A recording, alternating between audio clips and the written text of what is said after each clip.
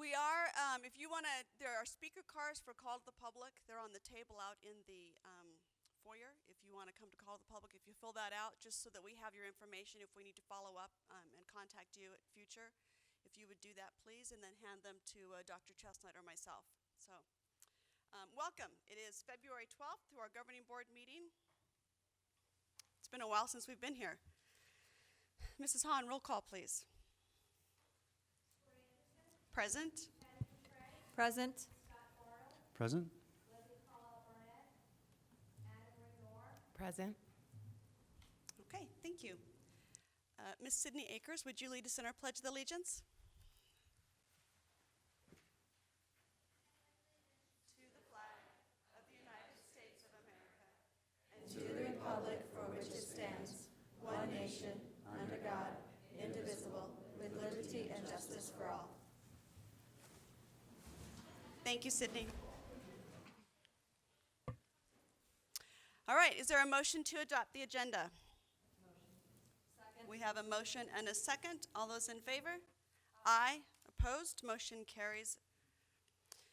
All right, this brings us to our call to the public. So we would ask you to address the board. Please keep your comments appropriate, no derogatory statements. The board cannot answer questions. We can refer it to administration to follow up. And keep your statements to 3 minutes. So, call to the public. Any takers? Oh my goodness. Okay. Well, you're welcome to get up and talk. All right, then moving on. We will close call to the public. Superintendent's report, Dr. Chestnut. President Anderson, members of the board, I have quite a few things to report on tonight. Very busy time of year. A lot of congratulations to go around tonight, and a lot of exciting things to report on. But we will start with our student representative report from Sydney Akers. You know, we really don't have to use that picture. I want you to wear your crown next time, please. It's really hard to keep on my head. Okay, so right now, the school is being accredited. So this today and tomorrow, the accreditation team, I guess you call them, has been going around in our school, kind of checking out classes, see what teachers are up to, how we run things so that they can grade us, which I think is really cool. I also got to sit on the student accreditation team and meet with some of them today and talk about what things we love about Maricopa and what things we would improve on, which was also really interesting to me to see how other students felt about our campus. Monday, spring sport tryouts started, so that means we started track and field, tennis, and best of all, baseball and softball. And that also means that our girls and boys basketball, wrestling, and girls and boys soccer is over. They all had outstanding records, and they did really well, so I'm really impressed with our sports teams. Friday, our Link Crew starts our visits to the 8th grade with Legacy.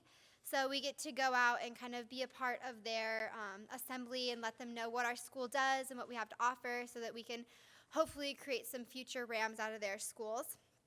Next week, the Link Crews will visit Desert Wind and Maricopa Wells and kind of do the same thing, assembly style, kind of letting them know what high school is all about kind of thing. Also, we have a brand new varsity football coach and AD. We're really sad to let ours go, but moving on.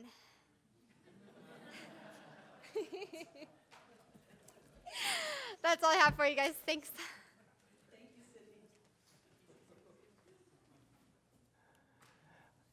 Next up is our MUSD Budget Committee report. Once again this year, the co-facilitators are Jim Irving and Rick Nielsen.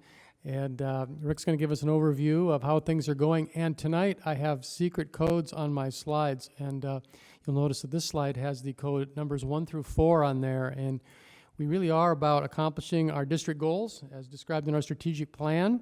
And it's very true that the Budget Committee is one of those rare committees that really gets to touch on all 4 of those goals and impact them and talk about them. And Jim and Rick have done a nice job of including the strategic plan in the notebook, and we've referred to it several times already, and we're trying to have it guide our discussion as much as possible. So I'll talk more about that, but I'll turn it over to Rick Nielsen at this point. Thank you. Good evening, President Anderson, members of the board. It's been a while since I've been here. I think when we wrapped up the budget process last year was probably the last time I was here. Thank you to Superintendent Chestnut. He really took some of our feedback to heart and recruited very strongly out in the community. So as you can see, our representation from a variety of community members is strong. They have been at every meeting, as have Ms. Coutre and Ms. Norris. So staff members, we have, again, a good representation of the staff. We have people from our elementary schools, K-6. We have a couple of people from our middle schools. We have several people from the high schools. We have 2 people from transportation, 1 or 2 people from the maintenance side of things, as well as myself representing administration. And of course, Superintendent Chestnut, Aaron Roush, Karen Honeycutt, Maria Sapali have been at the meetings also as kind of ad hoc members to answer questions that people might have. If you want to. So the first 2 meetings, the first meeting was very brief. It was introductions, and Dr. Chestnut laid out his mission for us. He gave us our task. He would like us to obviously make recommendations on the budget for the next school year, but he did ask us to stick to the strategic plan and the 4 major goals and how we will be able to adequately fund each one of those measures. He went over the strategic plan with everybody. I think everybody has a good idea of where the district is trying to go. He also asked us later in our session, the last few meetings, to discuss among ourselves and come up with a recommendation on whether or not we as a committee think that the district should pursue an override for additional funding for next school year. So we're gonna leave that on the back burner for now.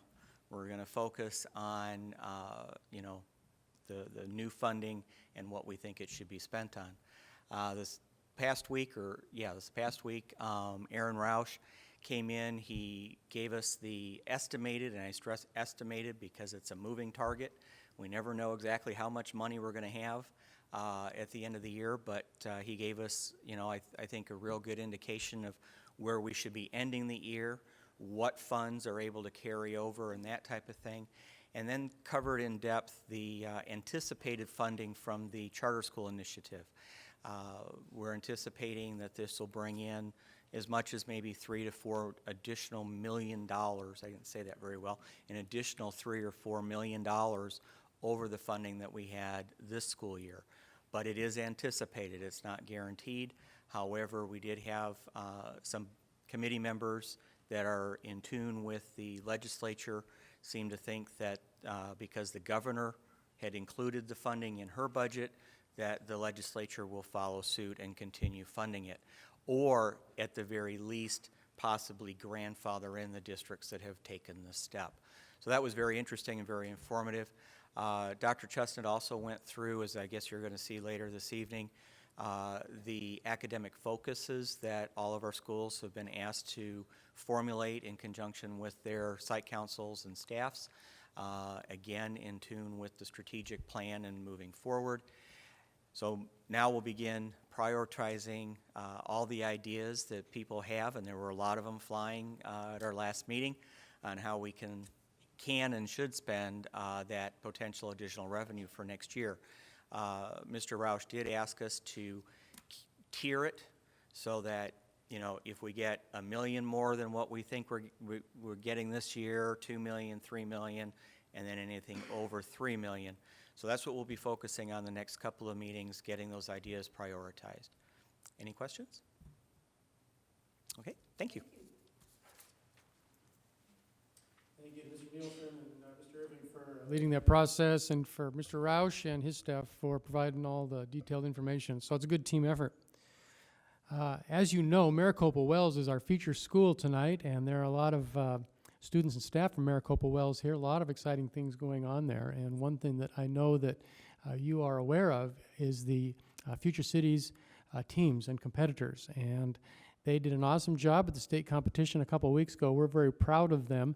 They've all received their certificates and everything, but they haven't had a chance to be at a governing board meeting. So we wanted to make sure that if any of them are in the room, that they had a chance to come up here and we could shake their hand and get a picture, because we're very proud of them. And you may have seen the press release, but we did really well. And I should say the Maricopa Wells students did really well. The teams are named after the name of their future city. And so these names are, a little bit unusual, but the team that finished second in the state of Arizona was Kapentupeli. I'm probably not saying that exactly right. Or even close. But not only were they second in state, and really our first top 5 finish ever in the competition, they also won the Best Design for Sustainability, and they won the Walton Sustainable Community Award. So I'm going to ask them to come up in a moment. We had 2 other teams that received recognition, and the team Forza e Honore, I don't know if that was close or not, but they won the award for Best Future Transportation System, and of course the city had to include transportation, so that was cool that they got that award. And then Team Juniper won a special award for project management. So the Kapentupeli team with the 3 awards included Joseph Rice, Jalen Reyes, Jessica Casillas, and Emma Moreno. If they would come up.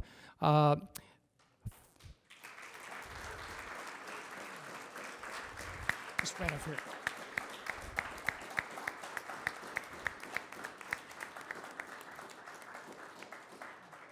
And I had the opportunity to judge the preliminary competition at Maricopa Wells, and these kids did an awesome job. All 3 teams did a super job. We'll get them all up here, and then we'll take one big picture. For the Forza e Honore team, that's Ethan Fawcett, Timothy Walker, and Curtis Fawcett. If you could come up if you're here.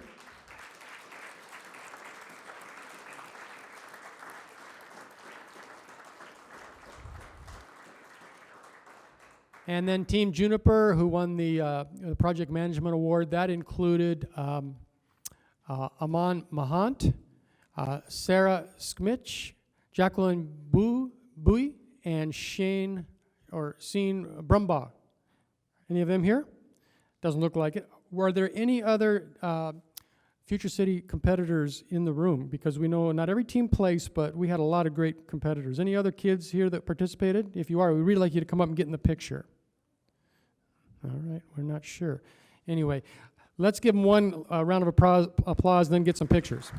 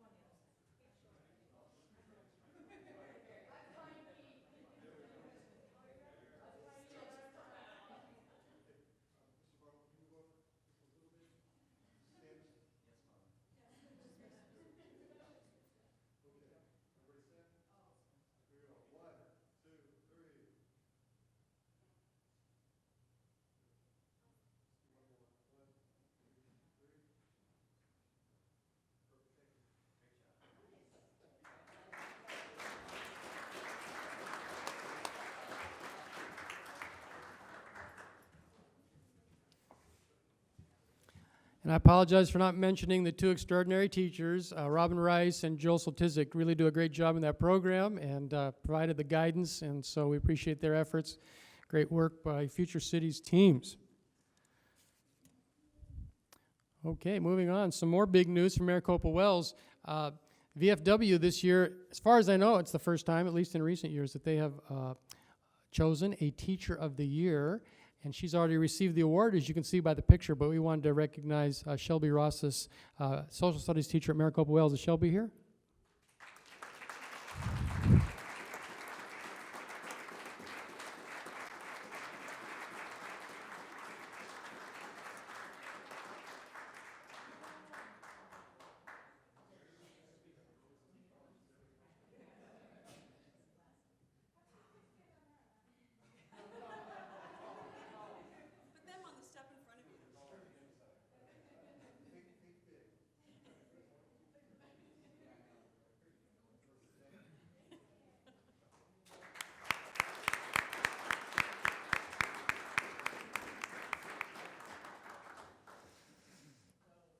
Okay. The congratulations continue. You know that it is our tradition when each school does their annual report that we also ask each school to nominate staff members of the month, because we have a lot of excellent staff members doing great work every day in our school district, and this is one way that we can recognize them. And so we have recognition tonight for 2 staff members. First, Joel Sotizik, 20+1 teacher, who you've already met, but just a little bit more about Joe. Joe is well known at Maricopa Wells for being student-centered. He's known for doing whatever is necessary to help students succeed, and really good at working with individual students and individual needs that they have. He's also known to really share that kind of passion with other staff members. In addition, he is known as a very hard worker. He has great rapport with students and even coaches baseball. So he does a little bit of everything for us, so we really appreciate him. And before I have Joe come up, let me tell you a little bit also about Tracy DeCenzi, paraprofessional, works with our special education department, also known for several things. She's known for treating students with respect on a daily basis, and that respect is returned by the students, as you might understand. She also is known for helping any student who needs help, and working with students very closely in a very positive way. So we're very proud of both of our staff members of the month. If they could come up, I have a little certificate for them.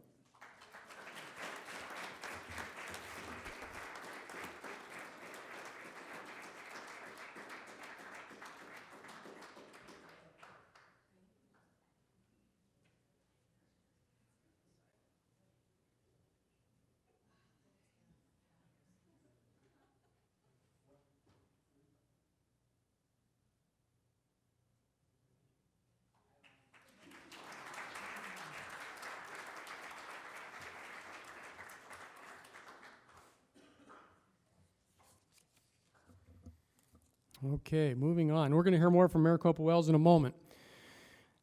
On February 1st, the ceremony to recognize accomplished teachers for the state of Arizona was held in Phoenix, and we had a number of award recipients. This is recognition by the Arizona K-12 Center, and it's a highly respected organization that helps teachers with things like National Board and Master Teachers, the Master Teacher Program, of which we are a part, and that kind of thing. Excellent way for our teachers to continue to grow professionally. And so we had quite a showing at the event, and the staff members that were recognized at the event included Dr. Jen Robinson, who renewed her National Board certification, and then the following master teachers. Aiden Balt, who's a Maricopa High School English teacher, Cindy Calhoun, Maricopa High School English teacher, Christine Dickinson, Santa Rosa 5th grade teacher, Angelia Ebner, Maricopa Elementary 3rd grade teacher, Trevor Jenkins, Maricopa Wells Middle School Language Arts teacher, who is in the room actually, in the back corner there. Deborah Coles, Maricopa Elementary 2nd grade teacher, Jennifer Miller, Maricopa High School English teacher, Heidi Vradel, professional development coach, and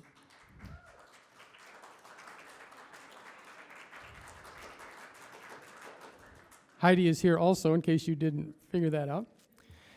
And Elizabeth Zimpelman, Butterfield 5th grade teacher. You'll also notice that there are some other administrators in the picture, and so it was a big event and well attended. We're very proud of their efforts and their professionalism and professional growth and what that brings back to our district. So congratulations to all of them.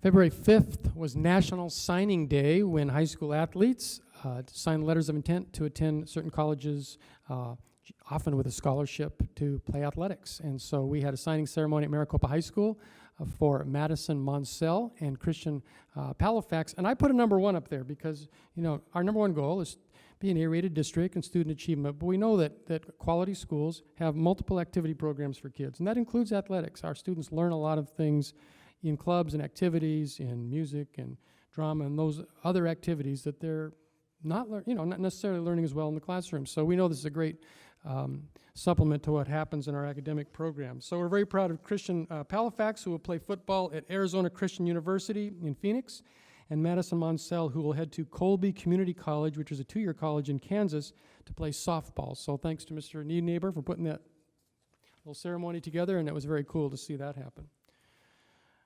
That same day, Krista Roden and I had the opportunity to attend the Ak-Chin Tribal Council meeting, and we gave them an update on the grant. And it's pretty clear that the grant addresses all 4 of our goals. And probably the best example, one of the best, is the wireless network we're going to be able to build out in every one of our schools with grant funds. As you know, we only have wireless in the high school, although that's not 100% at the high school. This building, but that's it. By the end of the spring, we will have wireless capability in every classroom in the district, and that's one of the big ticket items in the grant. And so technology is definitely one of our goals. I think it's goal 3. And so it's exciting to be able to move forward on that. Also, on February 6th, we completed our mid-year data reviews, and of course that's all about student learning and achievement. Krista Roden and I and Wade Watson, curriculum director, we met with each principal and generally the academic coach for that school and the assistant principal, and we just reviewed our student achievement data, our Galileo test scores, pre-test, benchmark 1, benchmark 2, talked about trends, talked about what the data was showing us, talked about how principals are following up with that information, because that's a big part of principal's responsibility, is to, make sure that he or she coordinates student progress and works with teachers on how to fill in those gaps if needed and that kind of thing. So really excellent discussions with all 9 principals, and it was really fun to be a part of that again this year. A lot of good stuff going on at all 9 schools. On the 7th, last Friday, we had the Charlotte Danielson workshop with the Arizona Department of Education and 4 pilot districts. As you know, this is our 2nd year in this pilot project, and Charlotte Danielson is a legend in the K-12 education world, in the area of curriculum, instruction, evaluation. She's kind of like the Peyton Manning superstar of that world, so it was pretty interesting to have her in this room all day on the 7th. And all of our principals were able to attend. I was there, Krista Roden and others, but it was a great opportunity to learn a few more things about the evaluation system, how we can make it work. We've used the Danielson model in this district for many years, and we're getting better at it. And of course, it's all about improving student achievement, and it's also about developing our staff, which actually I think is goal number 3. I don't have them all totally memorized here. But staff members want good feedback on how to grow professionally, and that's a big part of the job of principals, and so it was a day very well spent. Yesterday was the first day for grade 6 intramural basketball, and that was held at the high school, and thanks to Mr. Nienaber for coordinating all of this. And as it turns out, all of the teams are going to be co-ed. Originally, I think we were thinking boys teams and girls teams, but they're all co-ed, and I believe it's MES and Butterfield each have 2 teams, and then all the other schools have 1. So that went off really well, and I believe the next night is tomorrow night, 4:30 at the high school if you want to make it up there. So that's a cool thing that 6th graders are able to participate in. And as Sydney mentioned, today and tomorrow, Maricopa High School is going through the accreditation process, or I should say the visitation. They've been working on this process all year, preparing the paperwork and the information that the visiting team needs to really evaluate our high school program. And so we assume that we will be accredited at the end of the process. Typically, they give you some commendations, and then they give you a few things to work on to maintain your accreditation, but it's always a work in progress to have an excellent high school program. So I plan to attend the exit meeting tomorrow at 3:30, and we're looking forward to getting that final report and seeing their advice on how to continue to improve. So it's a lot of work by the high school staff to get this project done, and we appreciate Mrs. Salaya for taking the lead on that, and I know they were well prepared today, and it was a good team effort. We had the maintenance crew was there late last night making sure that the grounds and everything looked really good. And they were there early this morning putting finishing touches on, and so it was a good team effort to put our best foot forward today. Next week on the 19th, Troy Anderson and I are attending the META board meeting, and it's going to be an honor to attend the meeting for the first time as a board member since I was appointed to that group, but also we will be there to discuss the community survey. As you know, META undertook a community survey. They have the results for us to look at, and I'll be bringing more information back to you in the future about that, but looking forward to that meeting and the information we will receive at that time. Also, on the Human Resources agenda tonight for your approval, 2 high recommendations. One is Mark Cisterna as District Athletic Director, and Sydney mentioned these 2 people. On the agenda tonight, Mr. Cisterna is currently the District Athletic Director for Gilbert Public Schools, where he has been an athletic director for the last 12 years. Prior to that, he was an athletic director in Apache Junction. He was a varsity baseball coach and highly respected educator in the state of Arizona. So we're very excited to recommend him for this position. Also on the agenda is Chris McDonald, and he's been Hamilton High School assistant football coach for the past 8 years. And during that time, Hamilton High School won the Arizona Division I State Football Championship in 2006, 2008, 2009, 2010, 2012. They also played for the championship in 2013, even though they didn't win. Mr. McDonald obviously knows good football programs, and so we know that he can bring that knowledge to Maricopa High School, and we think that's going to be very exciting. But just as important, he's also an excellent math teacher. He's been a math teacher at Hamilton High School for the past 3 years. He's highly qualified in mathematics, and as far as I know, he is planning to be at the middle school football game tomorrow night to meet the students and parents, the athletes, after the game. So he's very excited to be here next year. We're looking forward to working with him, and we highly recommend that the governing board hire those two individuals tonight. And no pressure. And that concludes my report. All right, thank you, Dr. Chestnut. That brings us to our governing board member reports. Governing board members, anything to report? I have something, but I'll go last. No? I do. Oh, go. I just would like to say that I did attend the, can everybody hear me? I have a tendency not to speak too loud. To also attend the presentation that Dr. Chestnut and the curriculum director, Krista Roden, with the Auction Indian Communities Council. He touched on it briefly in this report, but it was a much more comprehensive presentation than what he stated. He answered a lot of questions. He presented the community council with all of the with the agreement with the memorandum of understanding that we have with the Auction Indian community. It's a privilege for me to be able to attend in the presence of my council, but also to be there as a board member, to be able to see that we're working together to bridge this gap between the Auction Indian community and the students and the parents, and to also know that the community is also helping in ways with the technology, helping with our teachers' bonuses and things like that. So it's a dual thing for me to be a community member and to be sitting up here to be able to present that, and I just wanted to share that with everybody tonight. Thank you. I've just been very busy the last couple weeks with serving on the budget committee, and I appreciate that opportunity, and I look forward to the weeks and work ahead of us. So, yeah. Mrs. Coutre? No. Mr. Bartle? Okay. A couple things. I just wanted to tell Coach thanks for organizing the 6th grade basketball intramurals. It was great. Great turnout with parents. I was really amazed. Not that the parents were there, but it was, in the middle. They're still at work, and they still made it there by 4:30. So I was very impressed. Facilities were great, and parents, it's good to get them on campus so they can see where their kids are going to go in the future. So it's kind of nice bridging that gap there. I also wanted to congratulate Dr. Chestnut on being appointed to the Maricopa Economic Development Board, that's a great position for our school to be able to have a say in what the city's economic development possibly could be. So I appreciate us being part of that. So thank you for accepting that position. I think it's great. And then lastly, as we all know, we're in the legislative process, and it's important. There's several education House bills that are coming down. So I'm really asking parents to please get involved and email your representatives.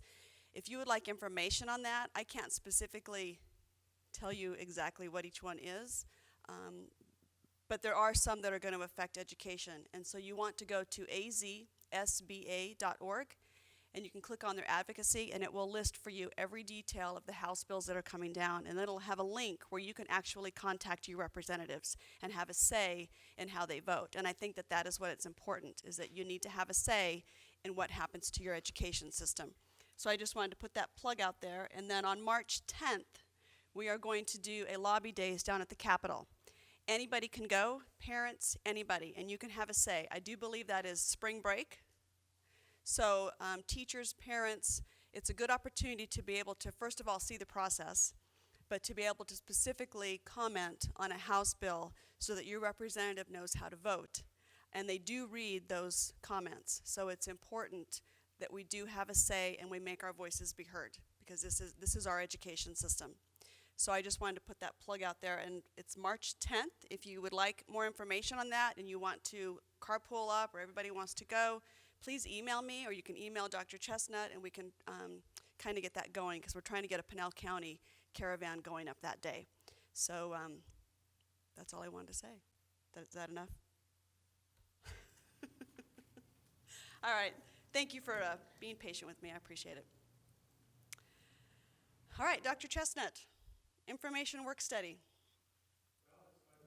So Mr. Rick Abel, principal at Maricopa Wells Middle School, and I know they are ready to go.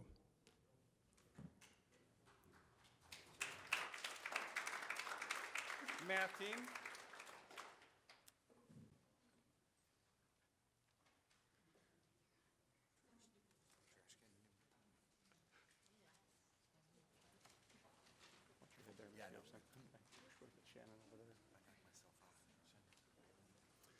President Anderson, members of the board, Dr. Chestnut, I am Rick Abel, and I'm proud to say I have the privilege and the opportunity to serve as principal at Maricopa Wells Middle School.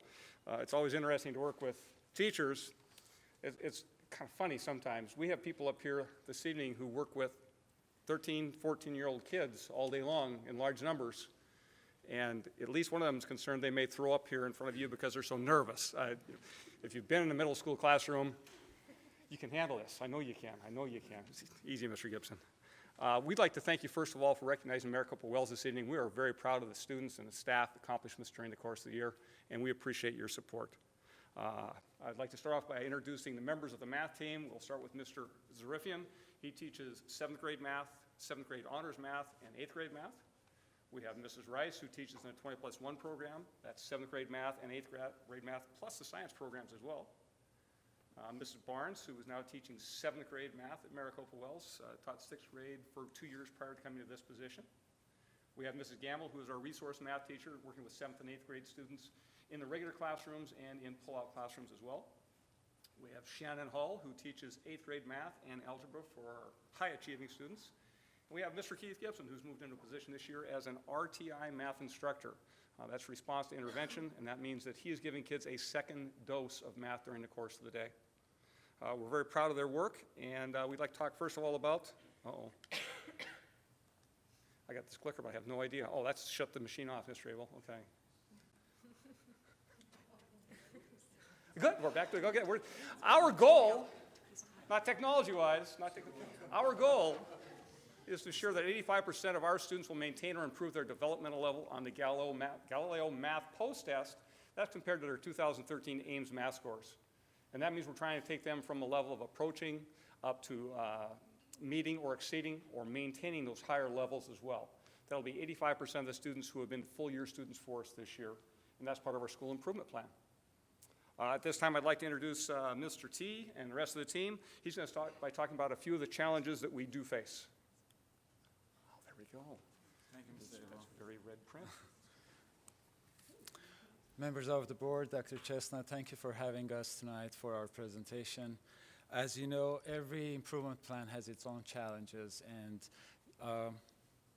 Galileo testing used to be set in a way that we could test our students for the entire curriculum. And we could compare their results and in their improvement from quarter to quarter.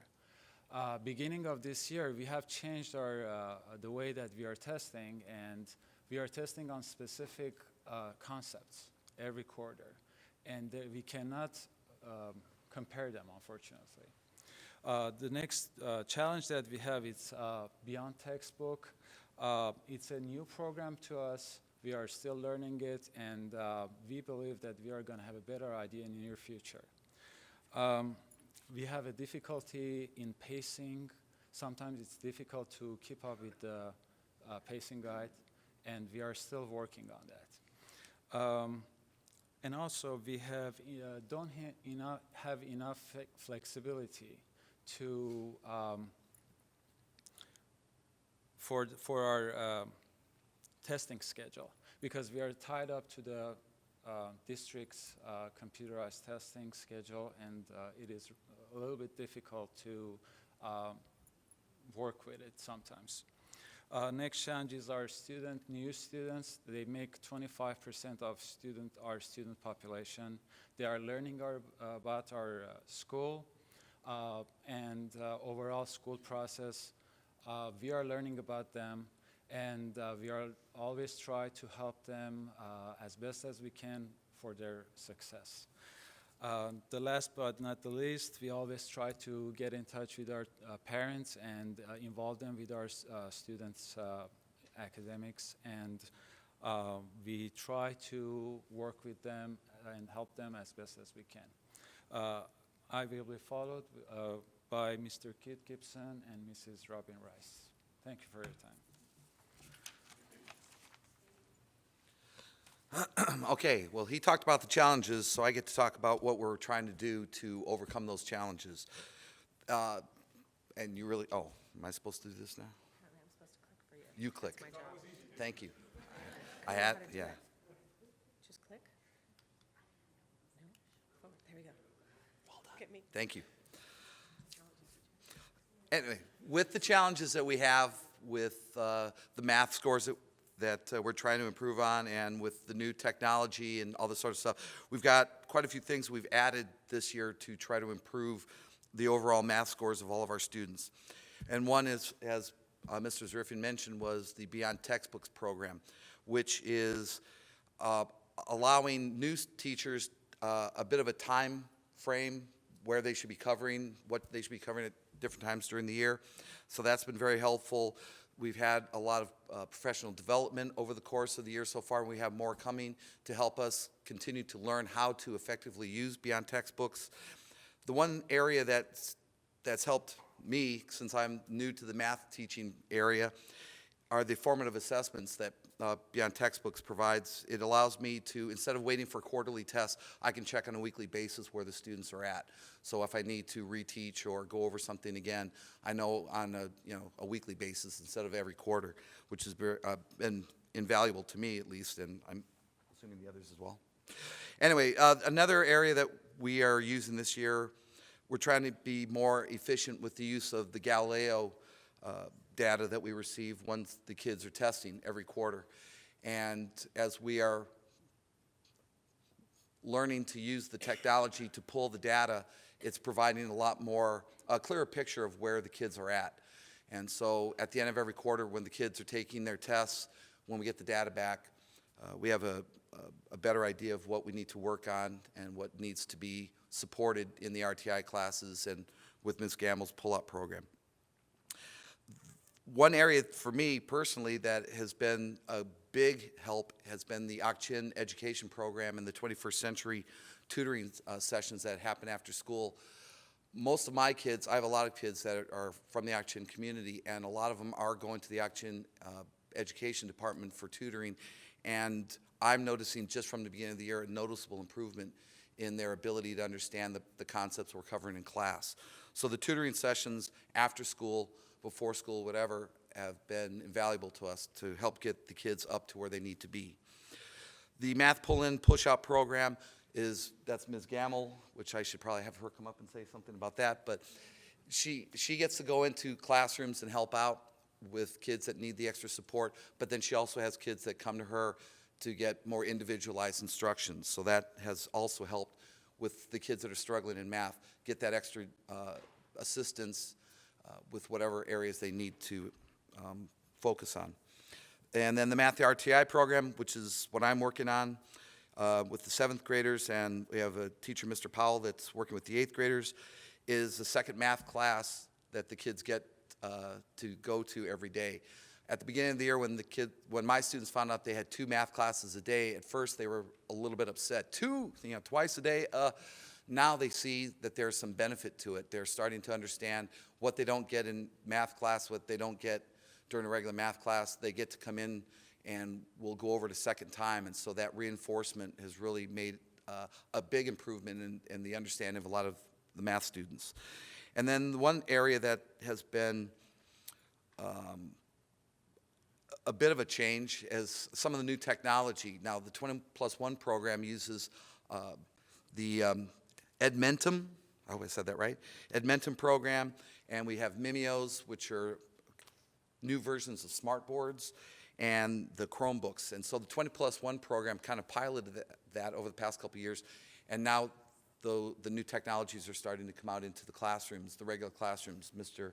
Zarifian, for example, is using a lot of the new technology. So as we're moving through the 21st century, the inclusion of more technology is really helping the kids get new resources and new ways of gathering information and hopefully improving their math knowledge.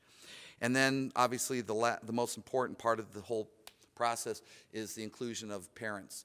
And so we are trying to provide more information for parents, newsletters, and ways of getting what we're covering in class to the parents so they know at home what the kids are learning during the day, and hopefully they can help support their students at home with what we're trying to do in the class every day.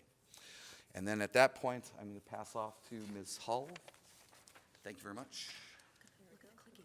As I knock everything down. Good evening. I'm presenting what evidence we are using to show how we're accomplishing our goal.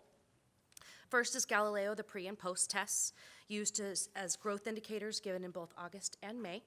And Mr. Z kind of told you about how it's changed this year. But this shows how much our students have learned throughout the school year. And it's testing on the level where in the class that they're in. So if they're in algebra, they're being tested 9th grade level. If they're in honors 7th grade, they're being tested 8th grade level. So we're testing it in the class that they're actually in. So we can see that growth in that class. The Galileo midpoint data, this is very new. Mr. Nielsen helped us gather this data because we wanted to see how we can compare what we're learning now in Galileo to what they got on their pretest. So Mr. Nielsen really worked hard on this one, trying to get to show the growth. So you'll see that in the next slide. And so that basically takes the pretest and we compare it to each of our tests that we did in October and December, and then the one that's coming up in the next couple weeks. The Galileo unit tests, these are given 4 times a year, and basically we're using those as our big unit tests for each quarter of the year. They're used to measure student performance on the standards, concepts, and strands presented in that specific unit. And then when once we do those, we look at the scores, and those scores can tell us what we need to reteach, what strands, what individual concepts we need to reteach, or what was mastered and we can not focus as much on anymore. We'll just go on to the reteaching of the things that we need to focus on. The common formative assessments, these are very brand new, and these are through beyond textbooks. These are given in the classroom. They're 5-question tests, and they're used to assess the performance of each concept. So basically it's taking those unit tests and breaking them down into smaller, just the strands. And these have more common core language, so we're getting more used to the common core language, so are our students. They're not just ABC, check the box. It is, how you do this problem, then tell me how you got the problem. Tell me each individual step. So we're seeing how the kids understand it or their misunderstandings. So we can see that they got the general concept, but maybe they're misunderstanding one tiny little part. We can go back and fix those tiny little parts. So it's getting us all more and more used to the common core language. And then we also have our classroom assessments. Basically, those are our teacher-designed assessments that we feel that our students individually need in the classroom. Any quizzes, any other problem-solving activities, things like the problem of the week, things like that we feel that our individual students may need to help them be better, to achieve more. That is it for me. Ms. Barnes is up next. So we were able to come up with the midpoint data, which Rick Nielsen helped us come up with. So instead of normally being able to compare each benchmark where it tested everything that they were going to learn for the whole year, we have to individually compare each benchmark back to the pretest. So looking for 7th graders, we had 52% that were passing the pretest. That's either meets or exceeds.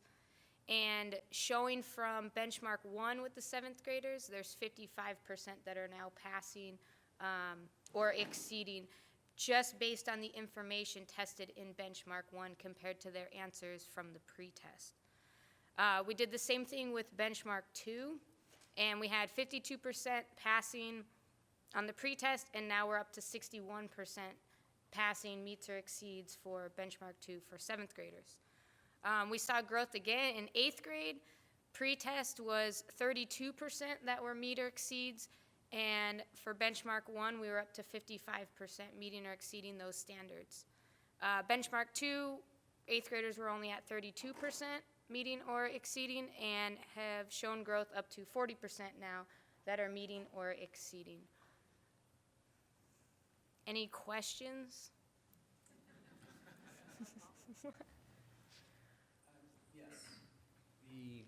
The 8th grade pretest, 32%. Majority of those kids, I'm assuming, were 7th graders at our school last year. What was our final testing in 7th grade? And assuming it was higher than 32%, what do we attribute such a, is that a natural fall off because of summer break and that's just the nature of the school calendar that we have here in Arizona, or what do you attribute these kids starting off at such a low number? Well, the pretest consists of some 7th grade, some 8th grade standards. It's all 8th grade. It's all 8th grade. All 8th grade and some 7th. The pretest? Yes. Yeah, so there are some 7th grade standards, but then it'd be all 8th grade standards. Do we have the number passing for post-test Galileo class? We don't. We have last year's AIM scores for the 7th grade, and that was about 40% passing. Okay. So 40% passing AIMS, which generally looking at data, we have more passing AIMS than passing Galileo in the data that I normally look at. So What we're seeing is that these scores are higher than they were last year on AIM. We hope that trend will follow through the rest of the year and be reported on AIM scores as well. That's the plan. So this pretest are 8th grade concepts, Yes. not 7th grade concepts. there's a few So it's a 7th grade, different but mostly test. 8th Okay. grade. Yeah, mostly 8th grade concepts. And from teaching 6th grade to 7th grade, the curriculum is very similar, but from the jump from 7th grade to 8th grade is completely different standards, concepts, much more algebra based that they've never seen in 6th or 7th grade. So I would think that some of the lower coming in scores are due to the totally new concepts that they aren't familiar with. So the pre-testing information is stuff that they haven't been taught yet Right. effectively. But they put together a formula to decide how many they get correct. Like, a lot of my parents, when they look at Galileo scores, they have questions because they can say, well, my kid got a 40% on the pretest, but it's showing that they're meeting. And I explain to them it's because of they're testing concepts that they haven't learned yet. If that makes, so they put together a formula to figure out how they can determine whether a student's meeting or exceeding, even though they haven't learned those concepts. It's kind of a prediction. It's a prediction. Yeah. And these numbers are the percentage of students who meet, at least meet. Meet or exceed, yeah. Yep, at least meet.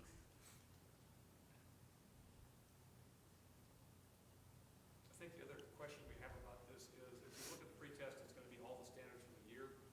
Benchmark 1 has a set of 5 standards in 7th grade and 5 in 8th grade, and benchmark 2 had just 3 standards covered. So it's hard to compare those results to the pretest or the post-test, because that would be a cumulative test to test the entire year's worth of learning. But in those areas, we can identify which standards have been mastered by students, individual students, or by groups of students. If they've been mastered, we will review them. If they've not been mastered, we will reteach them as well. So that's one of the advantages of the Galileo testing system. It does identify strengths and areas of weakness. So it's productive from isolating the students' knowledge in those areas, not necessarily relevant to the prior test it took. Right. And that's the question even students have. I know when I give them their scores, we reviewed benchmark 1 to benchmark 2 scores, and they said, well, I was exceeding in benchmark 1, and now I'm meeting in benchmark 2. Did I go down? And I had to explain to them that you're being tested on different concepts. So maybe you excel in geometry, and those were the standards that were covered in benchmark 1.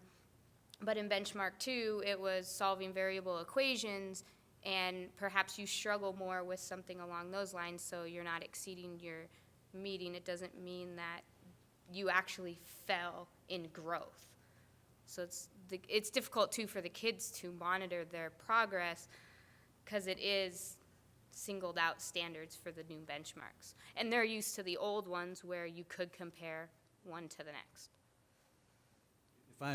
If I'm understanding it correctly, it would make more sense to me, and maybe parents and students as well, if these were separated out as individual tests. The way I'm reading this graph is that there is a comparison between, in this 8th grade scenario, pretest and benchmark 1. And maybe it's just the way that I'm incorrectly perceiving this. But from what I'm understanding, there's really not a correlation between the two, right? We tried to pull one out is what we did, right? Mr. Nielsen? Yeah. Talk midpoint here. Help me, Mr. Nielsen. And that's why we called out Rick, to help us out with, if we can show any comparison. Okay.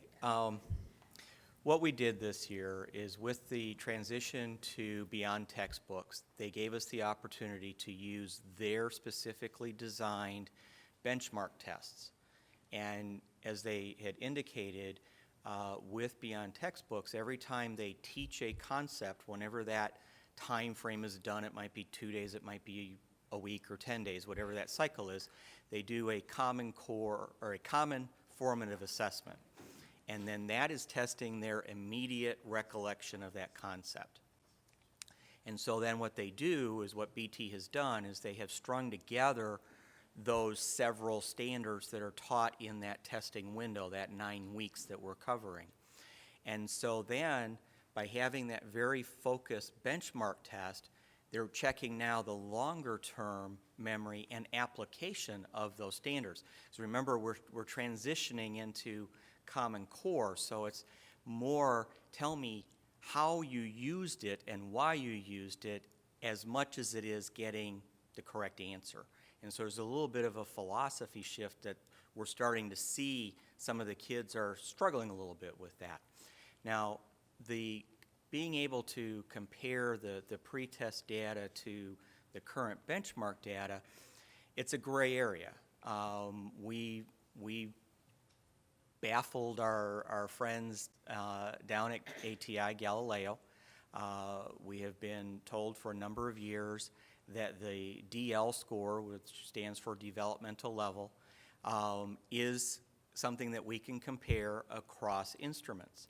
But then a number of our math teachers, when they started getting the results back, they're, well, wait a minute, you know, yeah, we're not quite apples and oranges, we're kind of like Granny apples and Gala apples, in that what we are looking at is that Ames equivalent performance measure.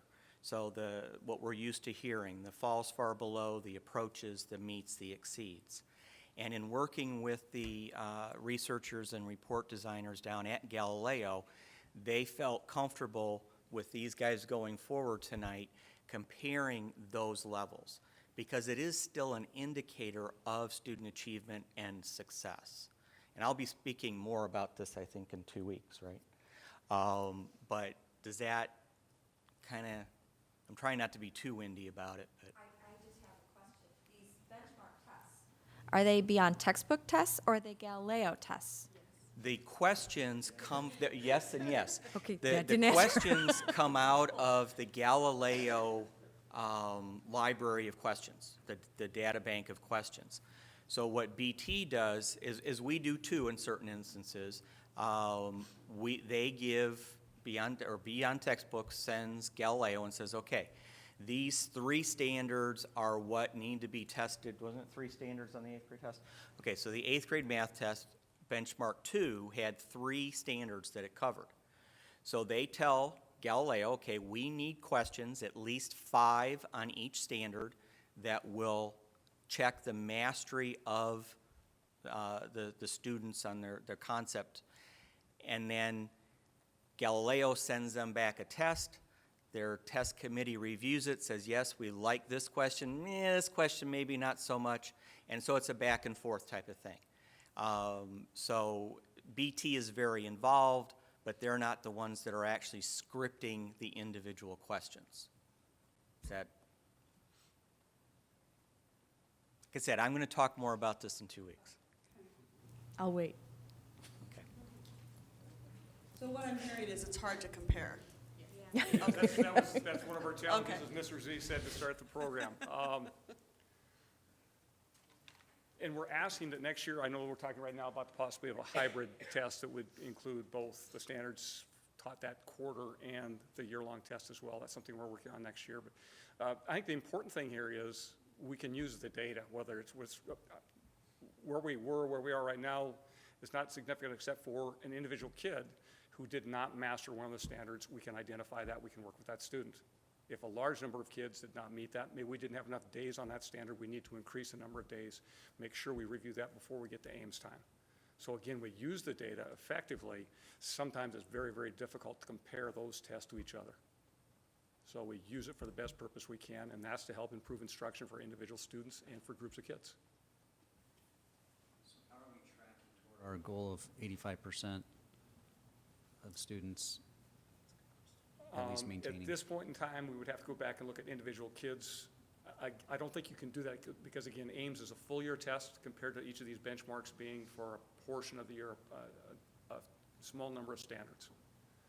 But the fact that we're looking at kids, numbers 55%, 61%, 55%, 40%, those numbers would all indicate that we would be above the final year total last year for Ames. Again, we're comparing those stuff the kids had not been taught at the start of the year compared to where they are now. We've talked about this difficulty with the data, and that's why, again, we turn back to how can we use it to make sure the kids are meeting the standards meeting the level on each standard, and using our time really efficiently in class, effectively in class. And I can tell you that maybe the best thing is the fact we do have 150 kids taking 2 math classes a day. That's a third of our students. Some of those students had an option to move into elective second semester, and they said, no, we want to stay in a math class because it's starting to be more productive for us. If you can get 13, 14-year-olds to turn down an elective to take a math class, I think these guys are doing a great job. Other questions? I have one last question. Early when you first started, you made the comment that district testing schedule made it difficult. Is that difficult teaching because you have so many test days, or is it difficult because the information is different? That would be another yes and yes, I believe. But Shannon, I know this one you like to speak. I think Mr. V, sorry, made the comment on one of your improvement or things that were your challenges. Sometimes too much testing can be tiring for the children. And is that because you've got Galileo testing, and then you've got beyond textbook testing, and then you've got Ames testing? We have our own testings as well.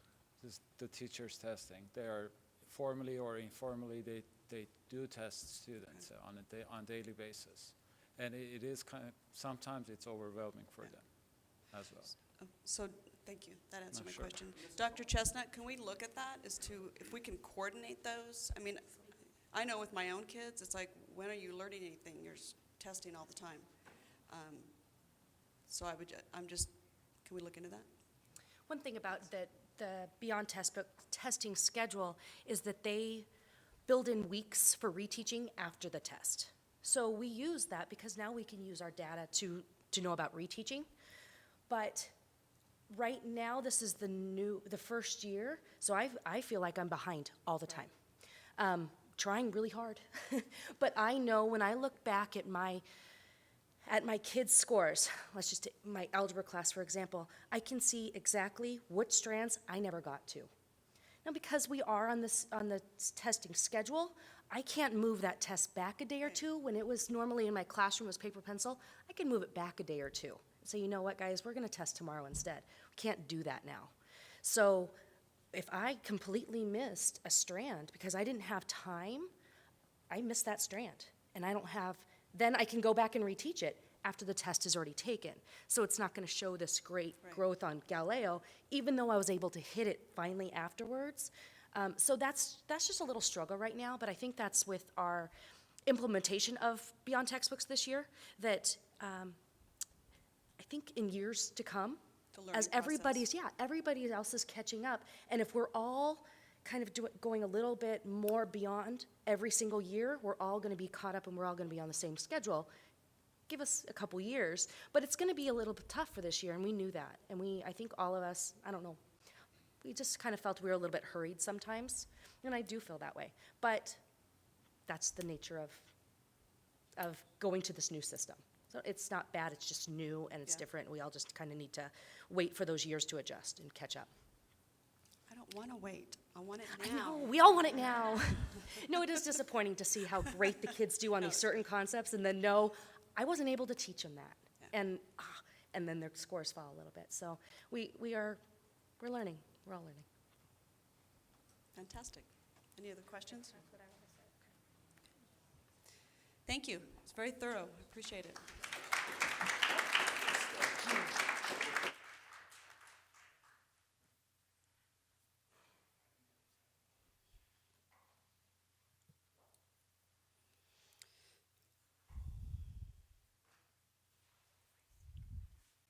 Mrs. Roden, welcome. Members of the board. My name is Krista Roden. I'm the Director of Teaching and Learning, and I have the pleasure of sharing with you what Maricopa's coaching model is. This was a very difficult presentation for me to create. I wanted to show how coaches have impacted Maricopa and not just the philosophy of what a coach does. So Can I ask you to speak into your microphone? Yes, you they can. hear you? There you go. So I hope this is productive for us. In 2005, we developed what is a Maricopa coaching model.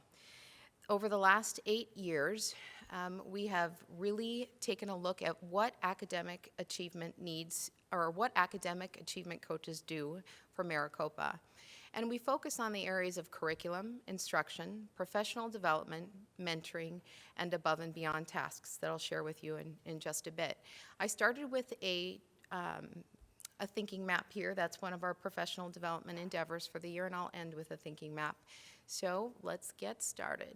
A coach is a professional development liaison within a school that supports a model of continuous improvement in instructional programs that in all subject areas to ensure improvement of all students. And that is something that our coaches do definitely focus on, as well as any teacher or administrator in a school site. Our academic coaches this year are Jamie Larson at Santa Cruz, Jane Tift at Saddleback, Janet Stensgaard at Maricopa Elementary School, Becky Rausch, Butterfield. Rachel Tucker is our secondary math coach supporting Desert Wind, Maricopa Wells, and Maricopa High School. Stephanie Reinhardt at Santa Rosa Elementary School, and Melissa Dion at Pima Butte.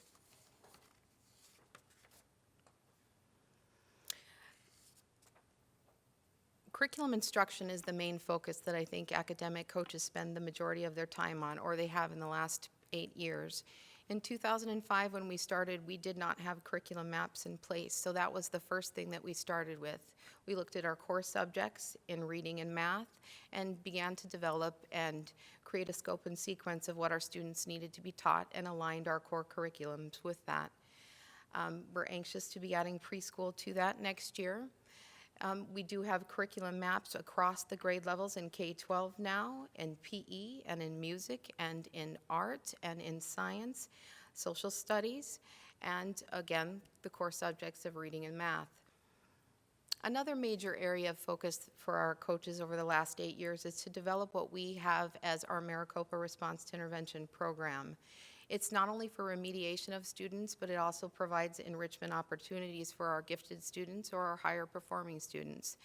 They also help support and build that secondary model where we put into place that additional math class at the secondary schools. And this year we are excited about the additional support that we have had with our Auction Paras, our Move On When Reading Specialists, our Title I Paras.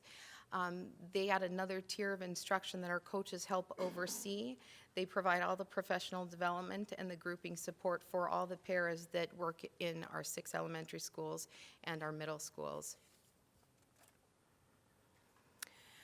Again, over the last 8 years, we've looked at developing student-friendly objectives, what that looks like in the classroom, what do students expect to learn at the end of a lesson. So those will be posted on any classroom that you walk in. Essential questions, and over the last couple years, we started to transition to a backwards design of curriculum mapping, looking at what the assessment is and making sure that we're teaching to that assessment so those goals are being met or those standards are being met by our students. We have implemented Beyond Textbooks this year, which you have heard over several meetings that there have been hills and valleys along that implementation. We're excited that things are calming down and we are finding good things that we are seeing some excellent gains in and ways that we can improve on it next year. Again, our coaches take the lead on that. They are each assigned to a grade level or their professional learning community where they meet with grade level teachers and they talk about the pacing that Mr. Zarifian had mentioned. Pacing has been a difficult thing for them. When they're put inside of a schedule where they no longer have the ability to change their assessment date, that has been an issue, and our coaches meet with those teachers regularly. Writing benchmarks were something that have been developed over the last 8 years. This year we are excited to have Mr. Watson take that over, and he will be aligning our assessments to a park style assessment, which brings in some literature and some reading response that they'll have to do before taking the assessment. We are piloting that in 3rd and 4th quarter this year, which our academic coaches serve on that committee. They help facilitate those tests once they get to the school site. So they serve many different hats in that. They've also established what is Maricopa problem solving. A couple of years ago, 5 or 6 actually, we looked at our math scores and noticed that as Common Core was coming into place that we needed to look at our conceptual mathematics, and one of our big pushes was problem solving. So our coaches sat down at the table, we came up with a math rubric and problem solving templates that every grade K through 12 use that math problem solving model now, and they score 4 times a year with that math rubric. Differentiated instruction is ongoing from your response to intervention students to your gifted students. So they also support those teachers with resources or finding ways to help make sure that all those students are being taught and that they're achieving at the levels that they should be. The conceptual mathematics is our math solutions block. All of our coaches served on that math solutions team as well as some site leads and some team leaders. At the secondary level, Rachel Tucker helps with the Edmentum. That's some of our RTI secondary math classrooms are using Edmentum as an additional piece to provide instruction. Ongoing with Common Core, you're going to hear Common Core for many years to come. So the more professional development they get on it, the better resource they are in the schools. Constantly using data to drive instruction. You have heard so many of our teachers talk about the amount of assessment we do. There is a lot of assessment that makes a lot of data. So they're constantly looking at data and saying, this is working, this isn't working, this is what I need to do to make improvements. And our coaches are instrumental in that. They meet with teachers on a regular basis, weekly basis at their weekly grade level. They meet at a monthly level with their professional learning communities and a quarterly with the district professional learning communities. So all 3rd grade teachers get together once a quarter, and it's facilitated by, for instance, 3rd grade is Melissa Dion, so she facilitates that professional learning community. Heidi Vrattel gave an excellent presentation a couple weeks ago on professional development. I won't read through them all, but these are things that are happening this year in our schools that are facilitated and led by our coaches. You'll also notice that there are some in blue. Those blue have been major pushes for us. So not only do we have our coaches on there, we have academic leaders from each team that work with our coaches and help lead their school sites as well as the district. So we're excited about building our own teacher leaders.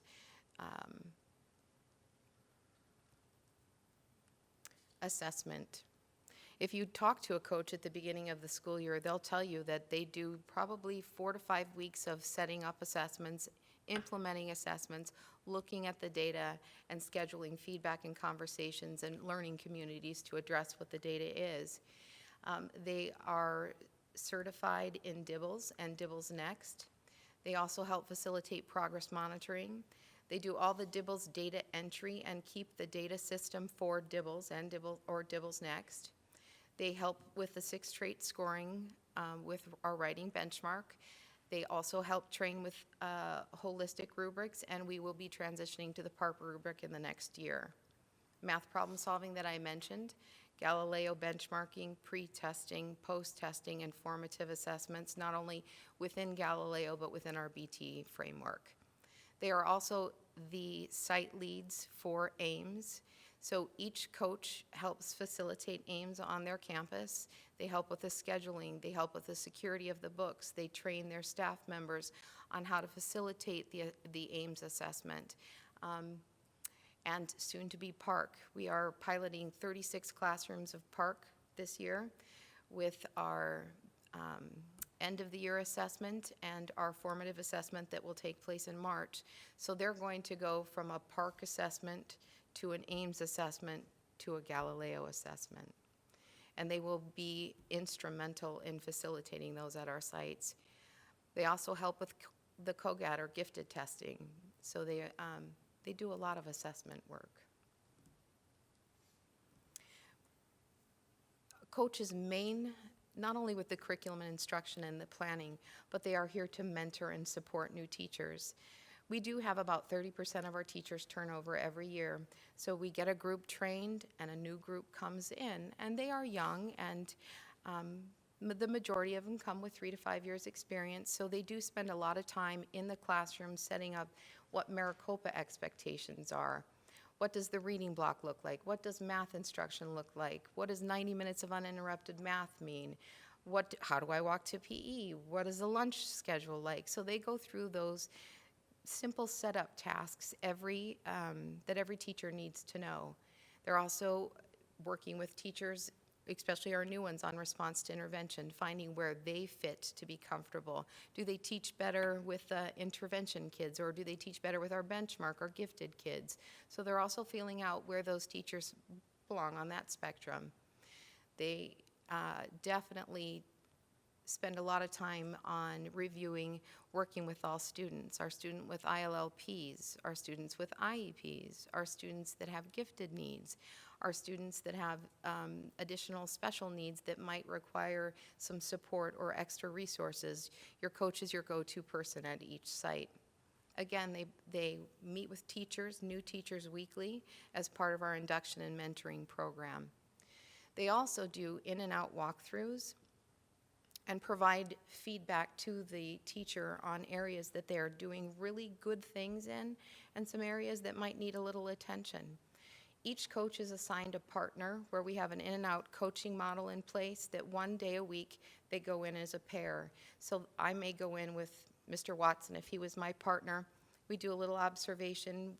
Mr. Watson and I would step out in the hall, debrief on what we saw. I would go in and teach the class. The teacher would go out and debrief with Mr. Watson immediately. So it gives them direct feedback on quick fixing, things that you just might need. Hey, don't forget to put your student-friendly objective on the board. So things that can be addressed very quickly. So that in and out coaching model has been very effective for us.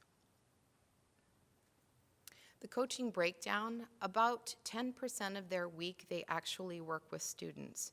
Each site has a little bit different needs, so each site looks a little bit different when they're working with kids. Pima Butte is a targeted school, so Melissa takes a group of students that are targeted for Title I and works directly with them. For instance, Stephanie from Santa Rosa works with a benchmark group during response to intervention. So it just depends what school you're at and the needs of that school.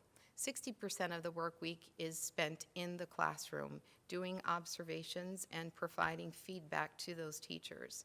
20% is spent working on getting those resources to teachers, or follow-up conversations, or going through a script that they may have done on a teacher's lesson. and 10% is spent on developing or facilitating professional development. So I started with the thinking map, and I thought I'd end with a thinking map. When I asked coaches to send me notes on what they did, their lists were, they were lists that I could have just stood in front of you and read everything that they did. Coaches support the classroom teacher, they support the instructional programs of each school, but they all do above and beyond. They serve as district grade level chairs. They are members or help get the National Elementary Honor Society started in their schools. They ran our spelling bee. They run our academic leagues. They work as the family involvement liaison for their school. They're SAT team leaders. They work and facilitate on district committees. They do discipline. They support discipline. They support the principal as the instructional leader as well. I can't think of a more important role to share with you tonight. And I want to tell you that our instructional leaders today, as our principals, Felicia Williams started out as an academic coach. Eva Shafronik was an academic coach. Jennifer Robinson was an academic coach. Janelle Hildick was an academic coach. I'm forgetting one. We have 5 principals currently right now that are serving as principals that started their career here in that academic instructional role. So with that, do you have any questions for me? All right, thank you.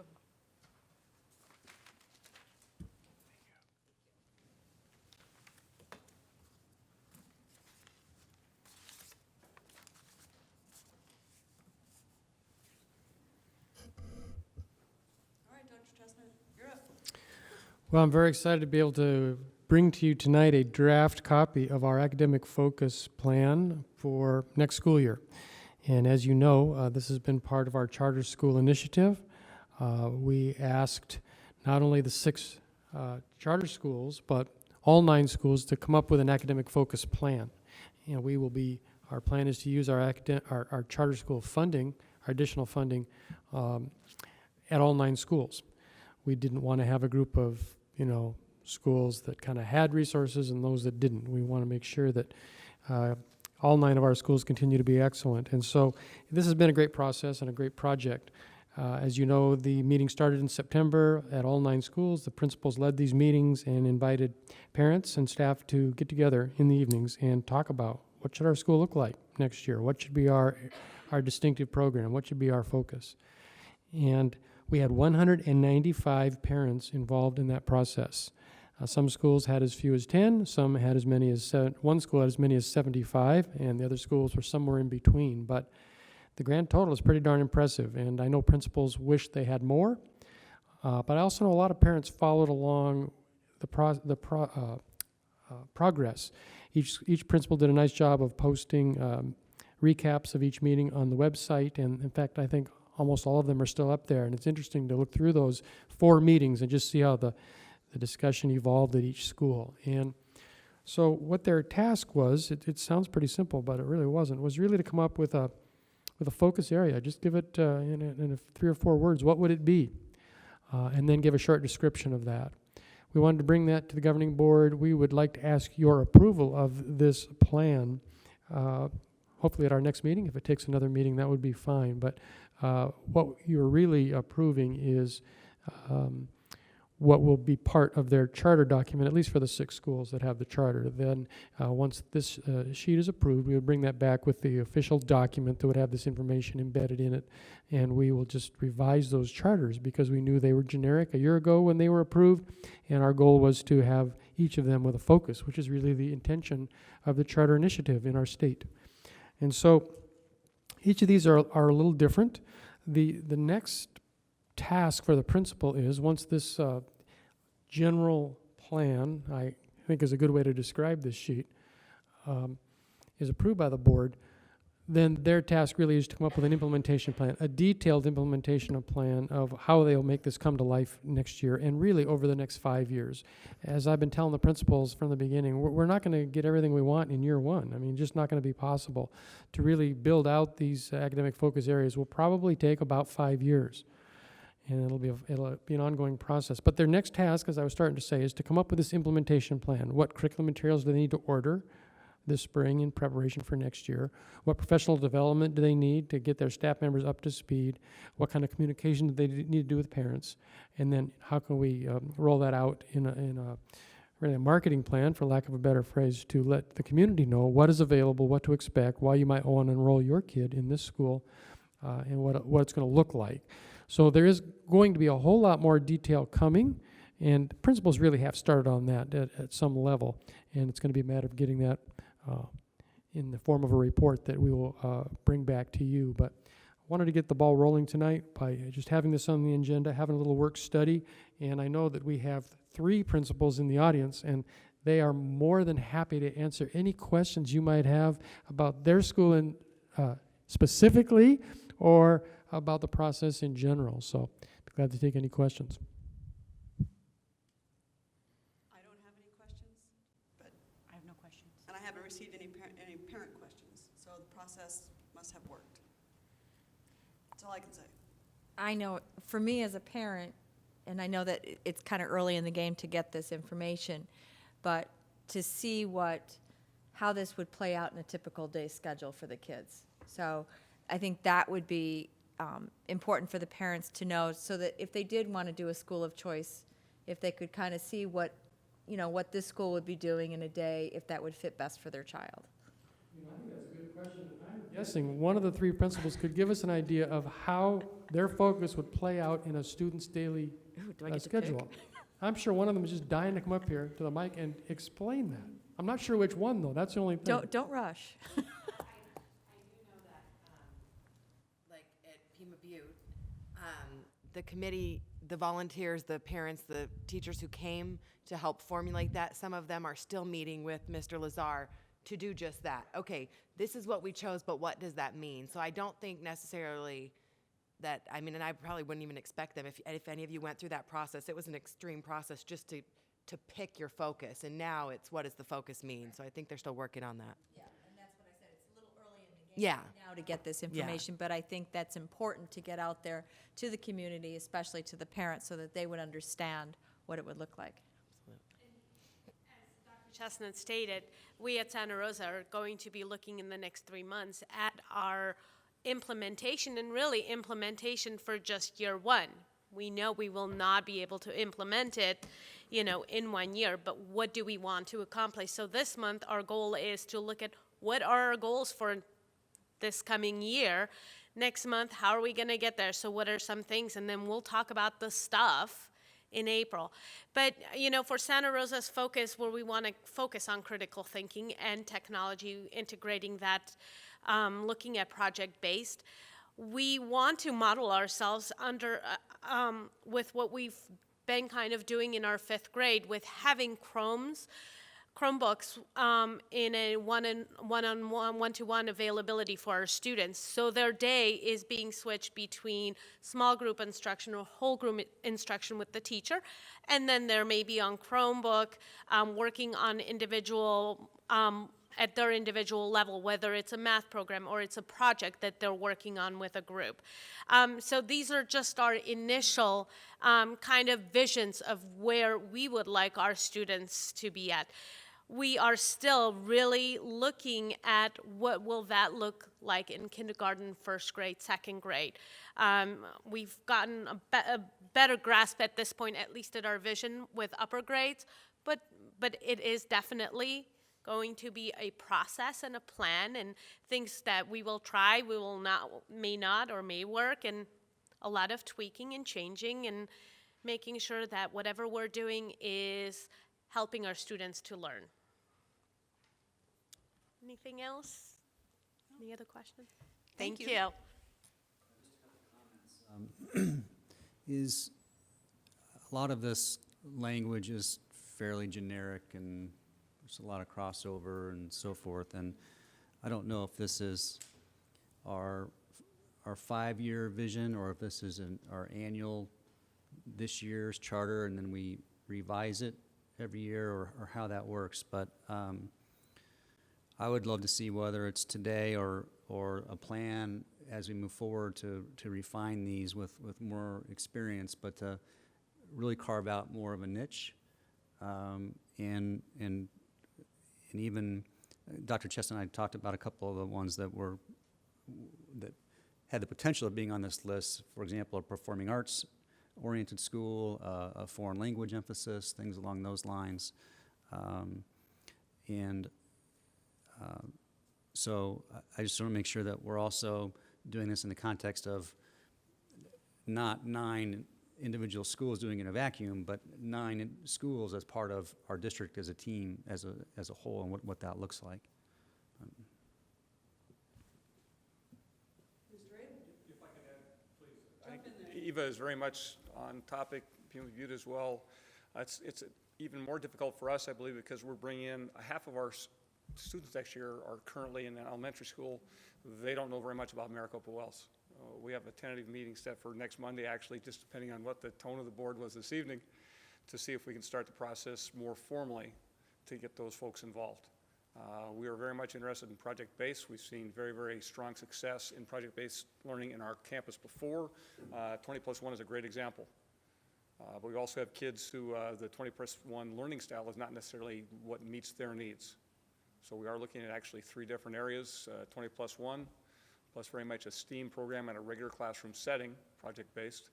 And also we have a very strong community in terms of the fine arts. We'd like to grow that program for those students who are especially talented. That's really a passion and strength.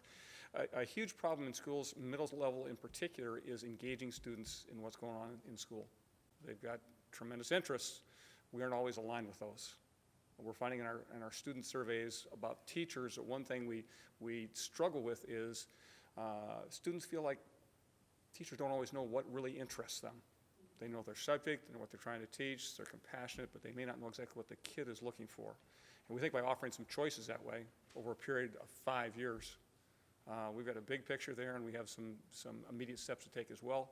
We do have some project-based learning set up already. Heidi Vrattel will set up training for us later this spring, and we're working with the district also to bring in a presenter before the end of the fiscal year and invest in at least one small program during the course of the next year that is project-based learning primarily in the STEM approach. But that's kind of the update. Thank you. That's good. Thank you, Mr. Abel. Kids at this age, it's difficult to do this, but it's one of the things I was most excited about this charter program is we could really create niches and really know, and I think when we try to be all things to all kids, we're nothing in that, from that standpoint. So when people think of Maricopa Wells, what do they think of? They can't think of STEAM and 20+1 and performing arts and on down the line. There has to be something that each school is effectively known for. So I realize that this will take time, but I would love for that to be part of the discussion and in consideration. Two other points just to bring up. One is the transition from this, at the risk of conflicting my last comment, but we've got K-6 schools, we've got 7-8 schools, and then we've got high schools, right? So we have to make sure that there are a couple of the elementary schools have STEAM and 20+1 as part of their program. Both middle schools, that's the big chunk. So, but we want to make sure there's some alignment when kids are going from 6th to 7th grade and then 8th to 9th grade, that they don't think, oh, well, I've gotten through 6th grade and now I have to go transfer to another school because I don't have at Maricopa's 7th grade the same alignment with the curriculum that was of interest to them. So I don't know what that balance is, but something we can take into consideration. And my final comment is on how we're labeling these is just to be mindful that we're doing so in such a way that it's meaningful to the layman, it's meaningful to the parents and to the kids and the community, not just to the teachers and administrators. For example, Saddleback's 21st Century Whole Brain Learning Academy. For a potential parent, that doesn't mean a lot to me. So we just have to say it in simple terms so that it's what's in it for them. They can quickly figure out what the benefit is for going to school at Saddleback. So, thank you. Okay. Yeah, just a couple thoughts. We obviously are considering this a work in progress, and it does say draft on it, and we have had several drafts of the titles as well as the descriptions, and we'll continue to refine this and bring it back to you. But I just have to conclude by saying I was so pleased with this process, and I can't think of a better thing for 9 principals to do over the course of 4 months than to talk to parents and staff about how can we improve our academic program. So I think we're getting started. I think it'll get better, and we'll bring this back for action, and we're going to keep moving this forward because we're getting to the point where time is of the essence. We want to get a pretty good definition for each program so that we can get word out to parents in a timely manner as they register their sons and daughters next year and start thinking about their choices. So this has been an exciting project, and there's still several more steps, and we'll keep you informed and involved in this process. I mean, the thought that we can be spending this time thinking about how can we forget about budget, right? How can we best improve achievement and interest and success for our kids versus how many teachers do we have to cut this year is in of itself awesome. So I'm sure it's invigorating for you guys as well to be able to be focusing on the positives and on success and how we can improve, and that will continue to bear fruit, I'm sure. Thank you, Dr. Chestnut. It brings us to item D. Oh, Mr. Lazar, did you? Participate here. Madam President, members of the board, Dr. Chestnut. Just so you have an idea of what we're doing at Pima Butte, we did have our 4 academic focus meetings in the fall, but from that, I formed kind of a core group, a cross-section of parents, teachers, and community members to be part of a steering committee. So we've already had 2 meetings. In fact, we just had our 2nd meeting just before this board meeting, where we're refining what is our focus going to be for next year. And at Pima Butte, even though we're not going to be one of the official charter schools, we looked at what can we be doing to build on the successes that we've already had here at Pima Butte. So we're not making any wholesale changes with what Pima Butte's been doing over the years, but we just looked at how can we enhance what we're doing to offer some more opportunities for our students to be even more successful. So we're still going to be, a traditional elementary school, but what we're going to do is we're going to take science, technology, and the arts and embed that across the curriculum so that we can expand on what our students are learning. So for example, in terms of technology, we had our technology director come to our meeting earlier today, and he talked about how we could be utilizing Chromebooks from kindergarten through 6th grade to help students embed more technology into their learning.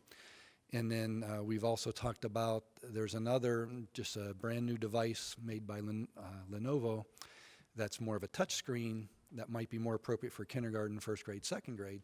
So we might look at maybe getting a handful of those for the primary classes, and then maybe 6 or so Chromebooks for the intermediate and upper grade classrooms, so that the upper grades can focus on research and writing and doing more with science, and then the younger grades just working on keyboarding, reading skills, writing skills, math skills.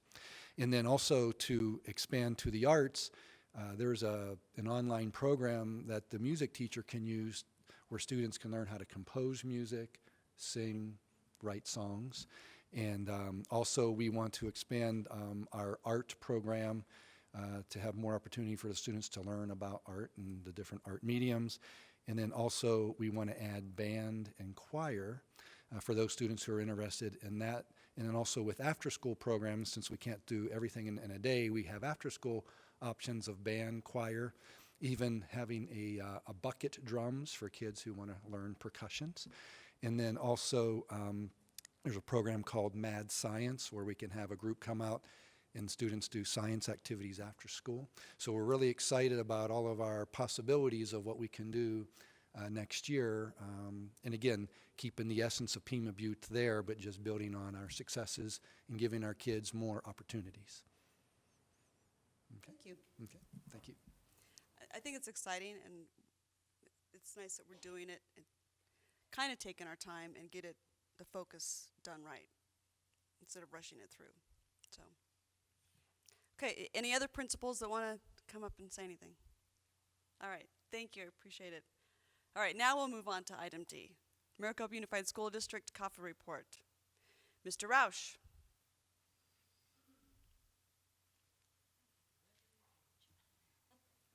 Are you going to read it to us?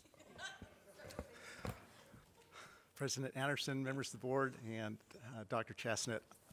I'm happy to bring this CAFA report, the Comprehensive Annual Financial Report, and I know the crescendo has been building up because we're excited about the 150-page plus document that gives a snapshot and a history of the last year. So I won't read the whole report, but in general, you do have the report. It is posted on our website. It's posted with the ADE, and this report it kind of puts everything that we do in perspective, and it is a commonality of a report that is the format is nationwide. And with that, everything's then put into a document. We work with our auditors to do this. It's an accurate report that we then send to a couple other agencies, the Government Finance Officers Association and the National Business Officials. For the 6th year in a row on pages 7 and 8, you can see that we've won national awards.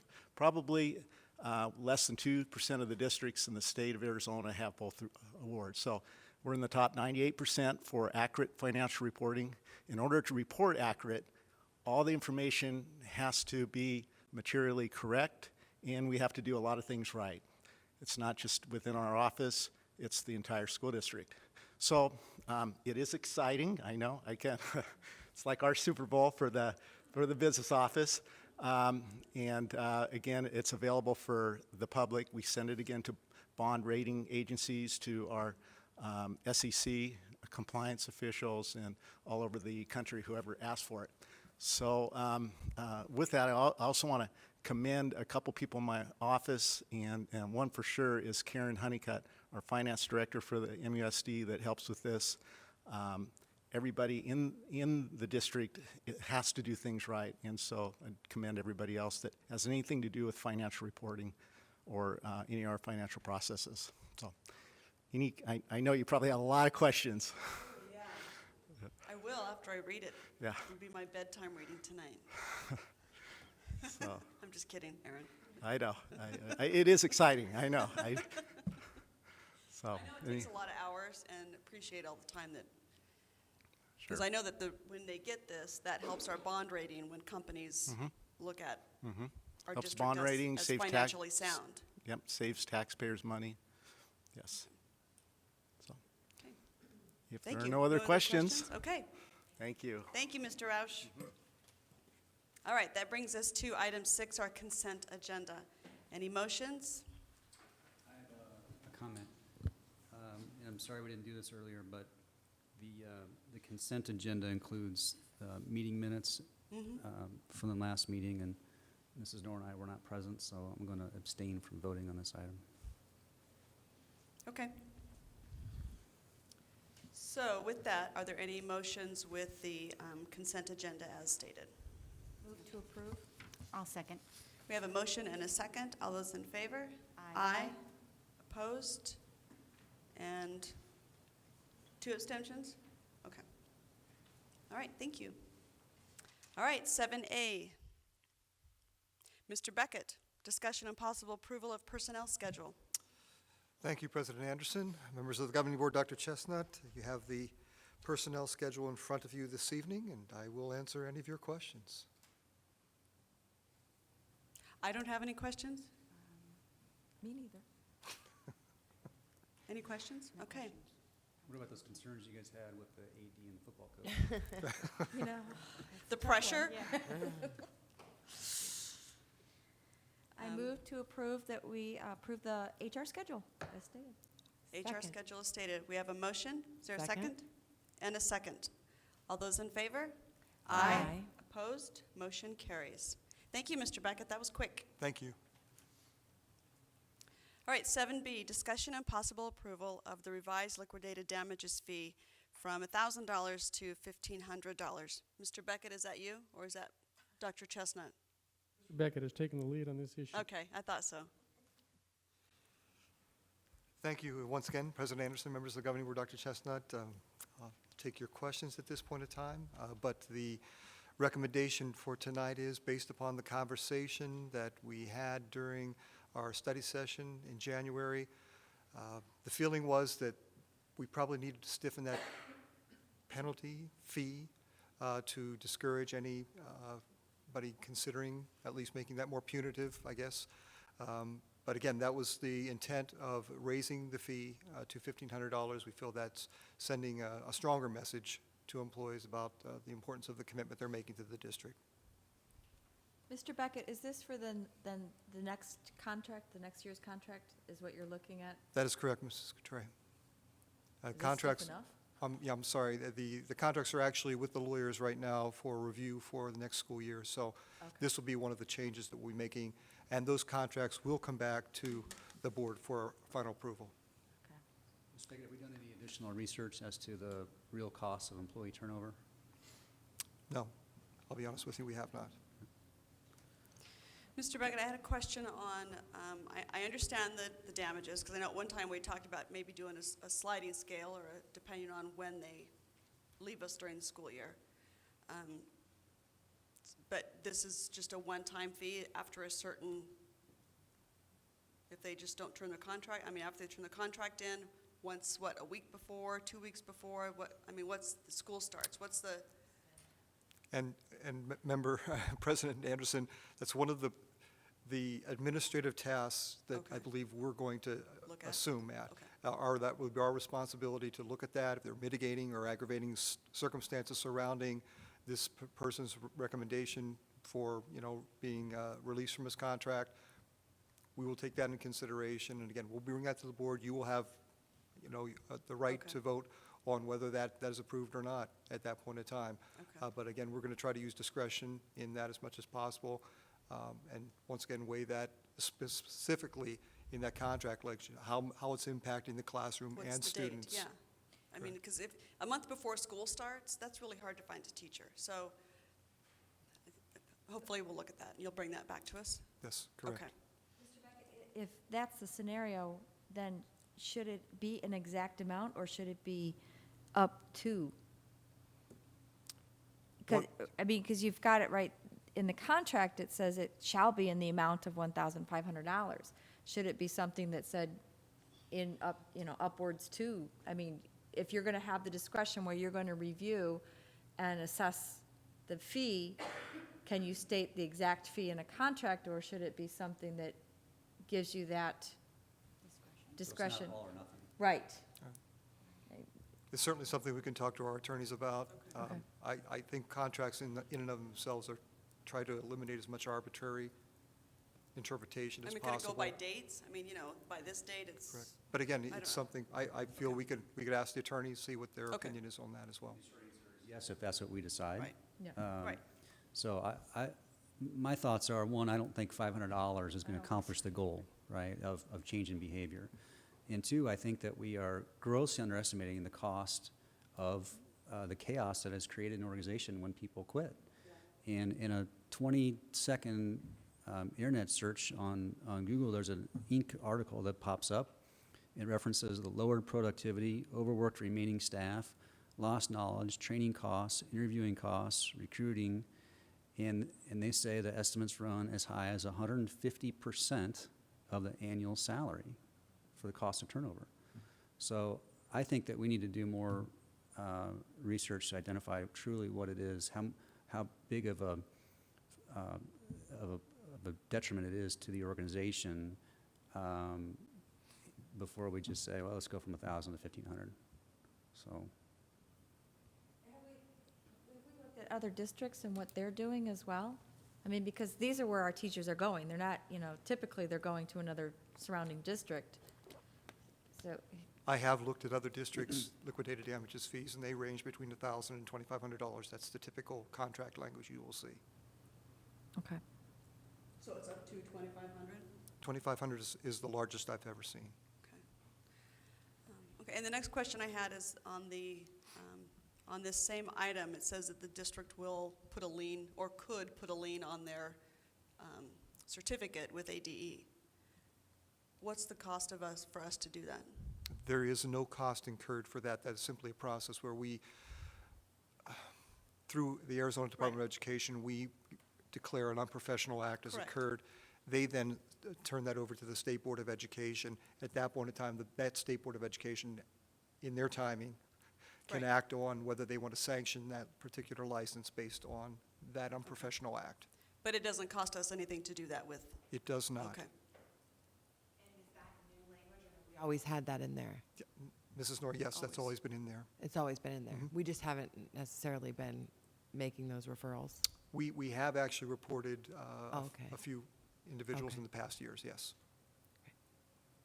Okay. I'd also be interested in knowing the folks who have left to take another job in the area, if, depending on the input you get from the exit surveys and so forth, if we think the compensation is at least a part of that decision, is what is the differential from the pay that they're leaving us to go accept?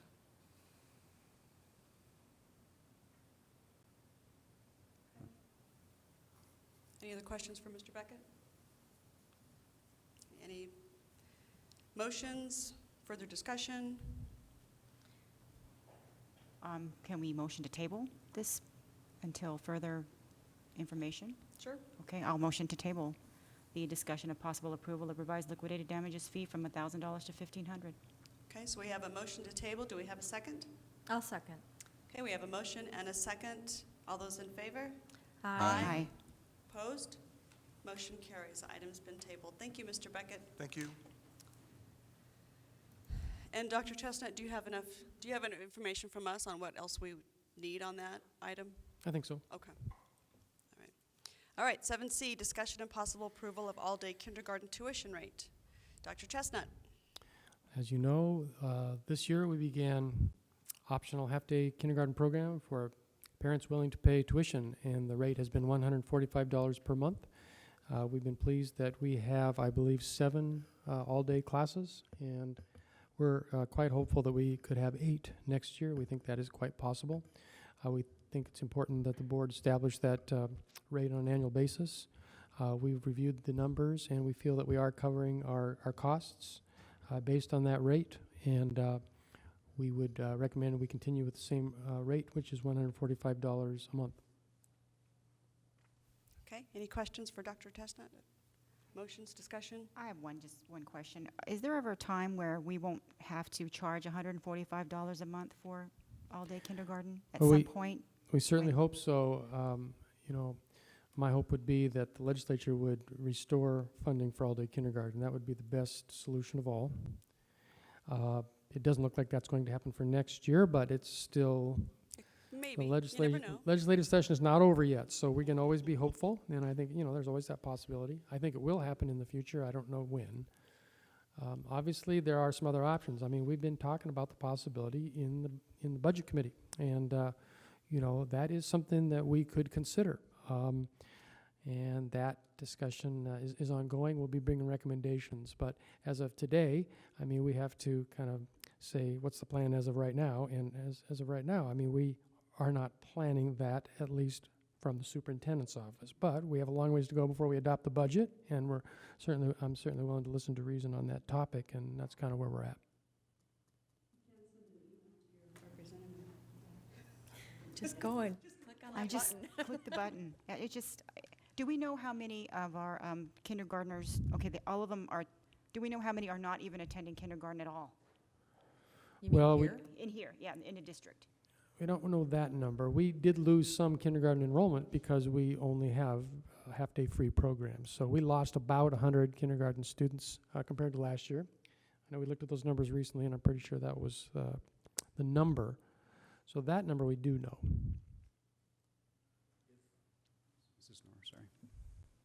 What costs are factored into the $145 per month per student? Is it just purely teacher salary, or? No, it's direct and indirect costs. Transportation costs as well? Well, I think I was maybe misleading on an email earlier this month. We are spending about $65,000 to transport midday kindergarten students, but That shouldn't be. that is not the fault, or that's not a result of all-day kindergarten. That's a result of going back to half-day kindergarten, right? So it wouldn't be quite right to put that $65,000 cost as an indirect charge on the tuition-paying all-day students. I mean, that wouldn't make any sense, and I think I maybe confused that issue. So the correct way to have accounted for that would have been last spring when we were talking about savings. We have 10 fewer kindergarten teachers. That was about $500,000. We should have said offset by, $65,000 in transportation costs. So that 65, the transportation costs aren't factored into the full day K tuition rate? No, because they don't Right. cause, they're riding the bus before and after just like they always did. Administrative purposes and for planning purposes, you need to know that number to continue on with what you have to do under the assumption that we are continuing on with free half-day only, then I'm certainly supportive of that. I would like to, sooner rather than later, have that conversation about full-day kindergarten. I am not convinced that if we're doing this for economic reasons, that this is a wise decision, and think that we ought to have a study session item as soon as possible to start that conversation. And obviously, if there is another, I forget how you termed it, but some rationale or reasoning on the flip side of that that makes sense, then we need to do that as soon as possible so that when folks start enrolling here, before we know it, we can have an idea of what our plan is. But again, if at the risk of being long-winded and not very articulate, but I do think that the full-day kindergarten issue is something that we need to talk about, and I would appreciate talking about it as soon as we can. So on the item 7C, is there any other discussion or motions? And I would agree. I agree that I'd love to see a study session on it, but that I, as a parent of a future kindergartner, I think it's important that we at least, because that is the policy of our district right now, that those parents who are trying to make that choice when they're doing kinder roundup and signing up if they want full or half day, they need to know if we're going to charge what we are going to charge so that they can make their decisions as a family. So. And decide to fund it, then it's, Yeah, then it's not a an bonus issue to for them. Yeah, exactly. But them Yeah. not knowing it is Right. an issue, so. Okay, so back to 7C. Is there a motion? I move to approve. Okay, we have a motion. Is there a second? And a second. All those in favor? Aye. Aye. Opposed? Motion carries. All right. 7D, discussion and possible approval of the football field turf warranty to replace the current artificial turf. Dr. Chestnut. We spent quite a bit of time talking about this issue, and as you know, we have really, I guess, three options. We could do nothing, although I don't think we really even considered doing nothing. The other option would be to use the warranty to replace the turf at no cost because it is under warranty. The third option would be to install the upgraded product, which is called Revolution, at a cost of $175,000. I know Coach Nienaber is here tonight. If we wanted to call on him for any additional information, my recommendation, and I know I speak for Mr. Roush and Mr. Nienaber also, is that we go with the upgraded Revolution turf. We feel that that's a prudent investment and buys some insurance for us. But the question before us is whether or not to exercise the warranty. And so as we talked about this in previous meetings, we thought we would just simplify the discussion and get a decision on the warranty first. So I'd be glad to answer any other questions you might have. Did you have one? Go ahead. Yeah, well, my question is, I mean, if the vote is on, if we're going to use our warranty, if we're going to do anything, we have to use the warranty because the warranty is paying the base cost of the replacement. And then if we want to if we want to upgrade, It's not, correct. It's whether to use the current warranty or not use the current warranty, basically. and no matter, even if we decide to upgrade, we still need to use the current warranty, right? Because the warranty is, Sure. That's why it's a low price for the Revolution product, is because it's Right. partially covered by the warranty. so if we Yes. don't use the warranty, then the Revolution is the full price, because the warranty is covering the, Right. To go with the old warranty, the warranty to replace, right. which would just cost zero, like you said in the information, which would be zero cost. Or to go with the upgraded warranty, which would be the additional 175.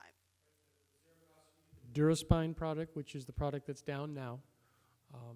If we wanted to upgrade, that's the Revolution product. That's an additional, that's when we have to kick in $175,000. Warranty either way. The warranty is the warranty. No? Once we decide to go with the Duracell, there is no additional warranty. The warranty will end at the 8-year period of the current warranty. So there is no warranty on that product. But it allows for, the warranty is good for 3 more years, the No, current the warranty. warranty will be good for about a year and less than a half. Year and a half. You were going to purchase with this Right. decision. She's talking about what's on the agenda that we're supposed to act on. This question, or this is approval of football field turf warranty to replace current artificial turf. If we are going to replace the turf, either way, with the same stuff or the upgraded stuff, either way, we need to approve using the warranty. Because the warranty is what's either paying for all of the replacement costs if we use the stuff we have now, or if we choose to remain with the stuff we have now, or if we upgrade, that warranty is still paying for the majority of the upgrade. So either, if we want to do either of those scenarios, I would say we would have to approve this to exercise the warranty. Can you explain how this is worded? It had been poorly worded, which is the problem, and I'm the one that wrote it, so you can blame me for that. There was no intention to, be misleading here at all. I mean, just a simple yes or no. Do we want to have a zero cost? Yes or no? That's really the intention of the motion, or the agenda item. And if somebody, Warranty for up to 2 to 3 years, correct? And there's a chance that zero warranty could wear out before that time or after that warranty's up, and then would we be faced again having to pay $175,000 for Correct. another 8-year warranty? Right? correct. Okay. If we replace it with the zero-cost Duraspine, and it wears out in 4 years, we're looking at $500,000 for a field turf field. There's no warranty, correct. The warranty, because installation will occur in the summer, it's a 6-week period, we're looking at basically a little less than 2 years left on the current warranty. There's no extension to that warranty with the zero cost. The warranty is what's also getting us the price of the $175,000. So I think, yeah, I think the vote tonight, the way I understood what it was supposed to be, is that voting yes is just replacing it with zero, and voting no is the option of the $175,000. So I think it was worded a little bit, I think. Maybe I don't know. I just want to make sure, I just want to make sure if we voted no to this, that would not prohibit us from then using the warranty in the other scenario. That's not the intent. Okay. I think that, if it comes to a motion tonight, somebody could phrase the motion more clearly than it is written on the agenda, yes. So I do apologize for the confusion there. What if we just table it? After you, Madam President. My questions are, and I don't know if, Coach, if you have the questions or answers, or Dr. Chestnut.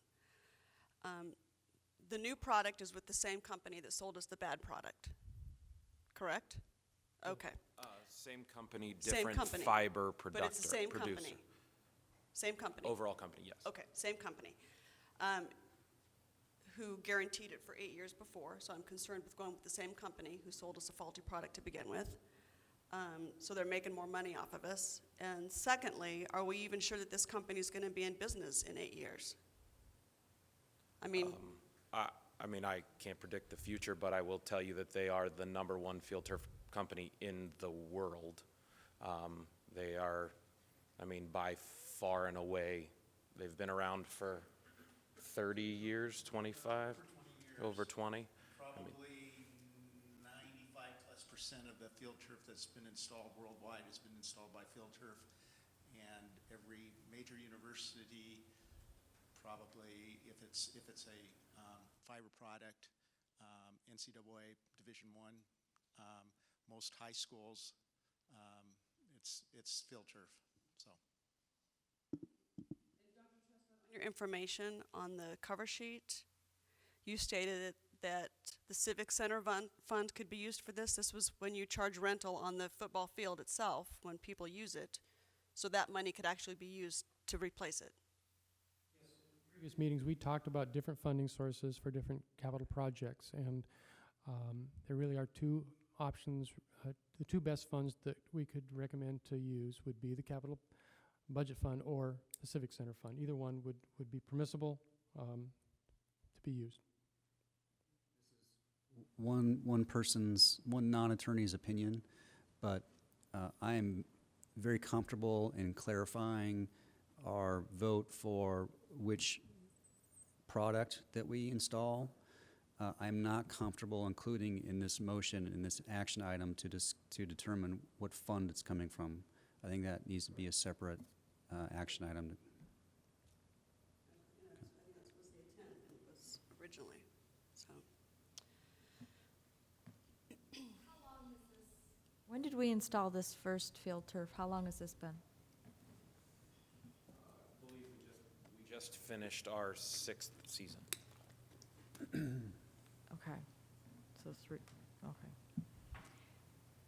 And so if we just went with the 0 option, there's a possibility that we could, that this new product, which has lasted this long, could then last another possible 3 to 4 years, even longer. Correct. We started this process my 2nd year, which would have been the 4th year the field had been installed.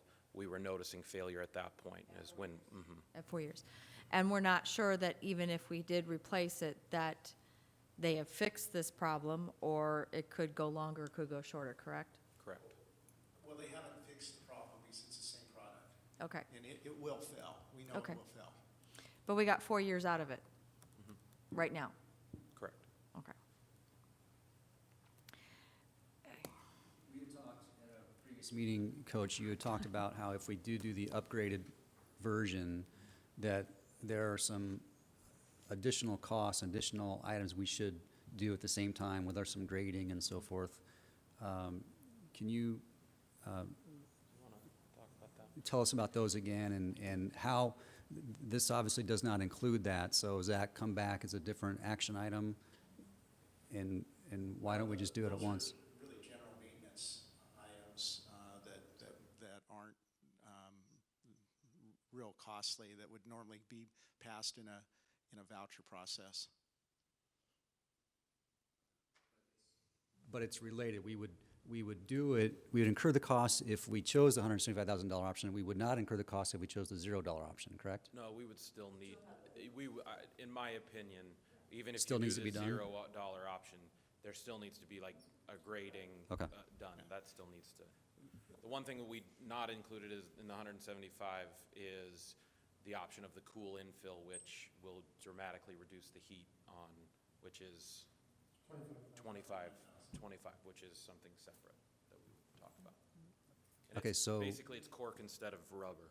Right, So- and I remember that conversation. So when do we talk about that? Why is that, are we not doing that? Is that just decided that that wasn't a good idea after all, or? No, we think it's a good idea.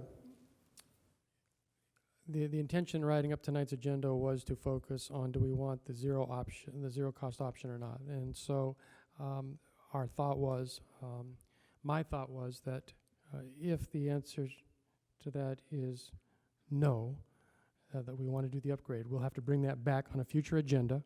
Unfortunately, we really can't approve the Revolution product tonight if that's what the board is interested in doing because of the way I wrote this up. At that point, then, we could bring that back with all of the related costs, the $25,000 in cool play and the $2,000 grading fee. Irrigation, we think we can do in our maintenance budget. So the decision tonight, on the advice of our attorney, just needs to be yes or no on the zero cost replacement. And then if that is approved, then at the next meeting, we'd bring back the final details on the court cool infill and the grading for board approval, which is an additional $27,000. I'm sorry, Mr. Botto. If I'm understanding this correctly, so we could still do the zero warranty and still do the cork? Yes. The zero cost for the infill, for the fiber and the turf, the actual mat. Okay. And then do the infill on as separate. So we can do the infill with the zero cost, yes. And then, And we can. Probably we'll have to upgrade and put more infill in because this fiber that we have now, and if we approve to use the same fiber, it will fail, and the fibers are actually coming out. So when the fibers come out, then all of the cork will start being blown away and won't hold in there. So it would be more cost effective if all the fibers were intact. So Of the Revolution turf. well, the experts think it's in excess of 8 years, and we've had a separate engineer do that report. So 15 to 25. what was the original life expectancy on this turf product? That I don't know. I wasn't around at that point, so I don't know. I don't know that, but again, what happened was the fiber producer that Field Turf used, they did not fully implement the process that would create a fiber that would last the length that the fiber producer thought it would, and it failed. So Field Turf bought it from a vendor. There's a lawsuit to that vendor. Field Turf no longer uses that vendor. It's a whole different process. It's a whole different product. The Revolution is all done in-house, so there's no sub anymore, basically. So how would they provide the product that we have now if we chose the zero? Oh, they have it stockpiled. They have a stockpile of it?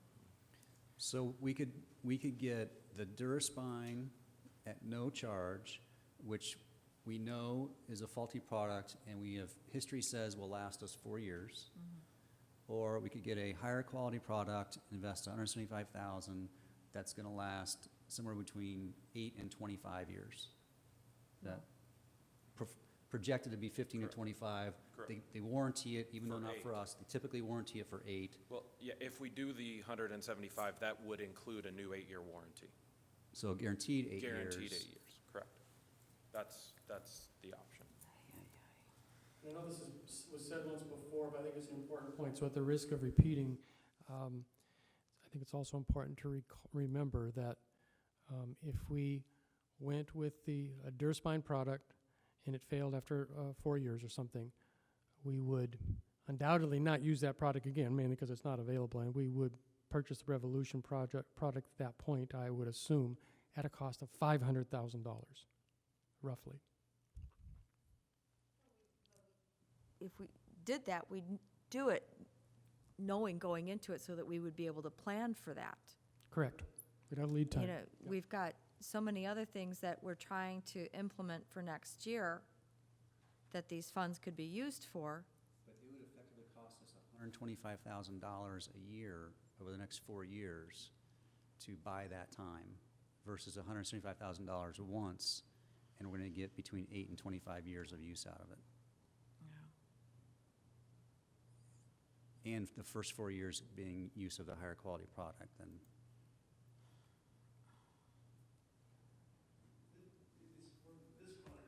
start failing within the first year. The fibers are going to come out. The fibers will fail and they're going to come out. It's just how much that will happen. In other school districts, the fiber came out faster. They've replaced it earlier. It may be 1 to 2 years. So we know that. So it could be in 2 years. Yeah. Well, then, I don't even know When what they we replaced. Field Turf still sells Duraspine, but they call it Duraspine Pro. Would we be receiving Duraspine Pro, or would we be receiving the old Duraspine? I don't know the answer to that. I mean, I don't know. Well, they represented it to us that it's the old product. Virtually, when they found that it was at fault, they stopped putting it in and recommending it. So they have that product there. I don't think they're selling it though. Okay, because if you go to their website, they're still selling Duraspine Pro, and I don't know if there's a difference. But I mean, I'm just trying to make the most informed decision. And I don't want to buy something that's going to fail, and I understand the importance of having a well-manicured football field for the community and for all of the activities. But if they're still selling Duraspine Pro, and that's what we're going to get, then that seems to me like maybe they're trying to lead us to buy the upgrade. But we don't know that. I would like That's that my information. impression, too. It's But like- I'm not. But yeah, if it's the old Duraspine, it's not this new Pro. We can find out Yeah. for you if the Duraspine Pro is something different than the Duraspine that we purchased. If they've made modifications, we can probably find that out for you. So are we, I'm not comfortable spending this much money with another company who's trying to sell us another product, I feel. This could go to other things. But I also see that if this is it, and, I mean, it's.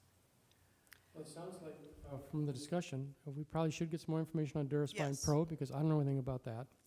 And we can bring that back, and we can phrase this agenda item better, so that it'll be more easily understood and easier to make a decision on.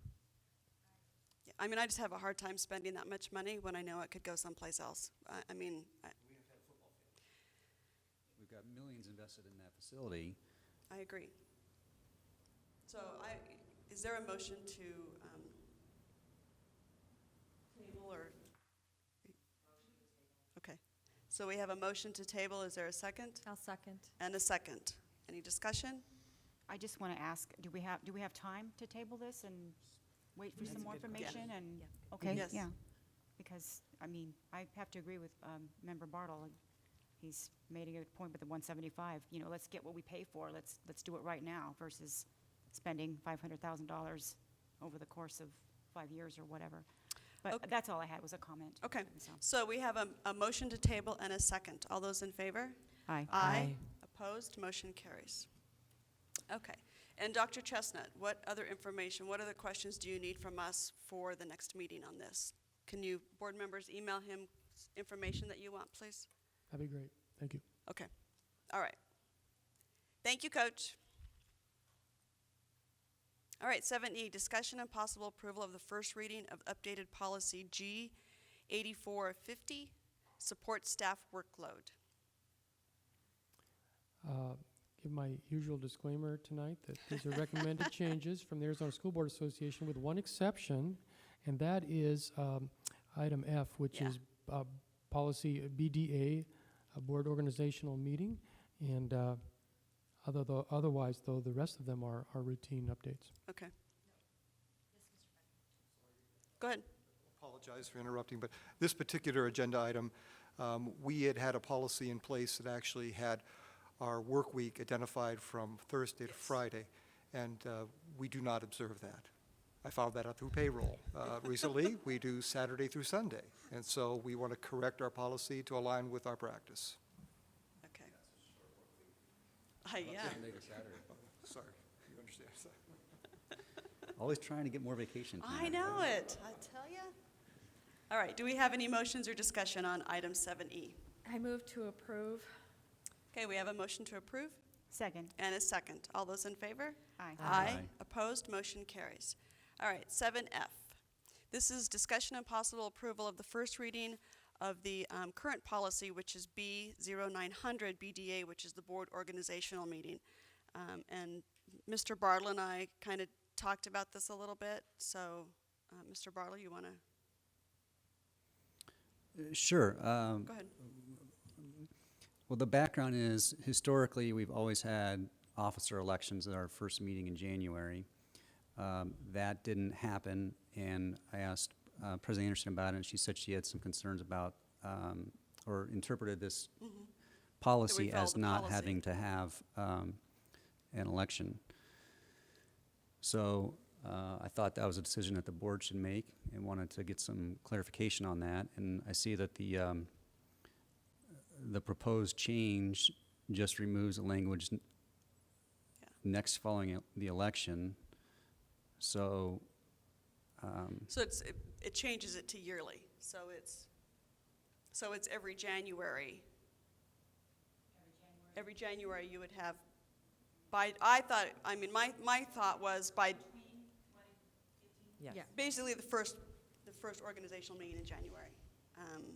Or you could do it by January 31st so that you get time to come in and get sworn in and, go through the first process, and then the next meeting you could, I just remember being the first meeting and you're like deer in the headlight. but So- what's different than with this than what we've been practicing? I don't know. You were president then, so I guess that's, I think the idea is that it takes out the reference to the election, and so, right, this would make it in line within what we've been doing, which is apparently an annual reorganization. So this would just make it an annual event. I did do a little research on this because I was curious what other districts in Arizona were doing. And the majority of them do the election year, but there was still quite a large it's about number. that- 50-50. Yeah. And I can understand,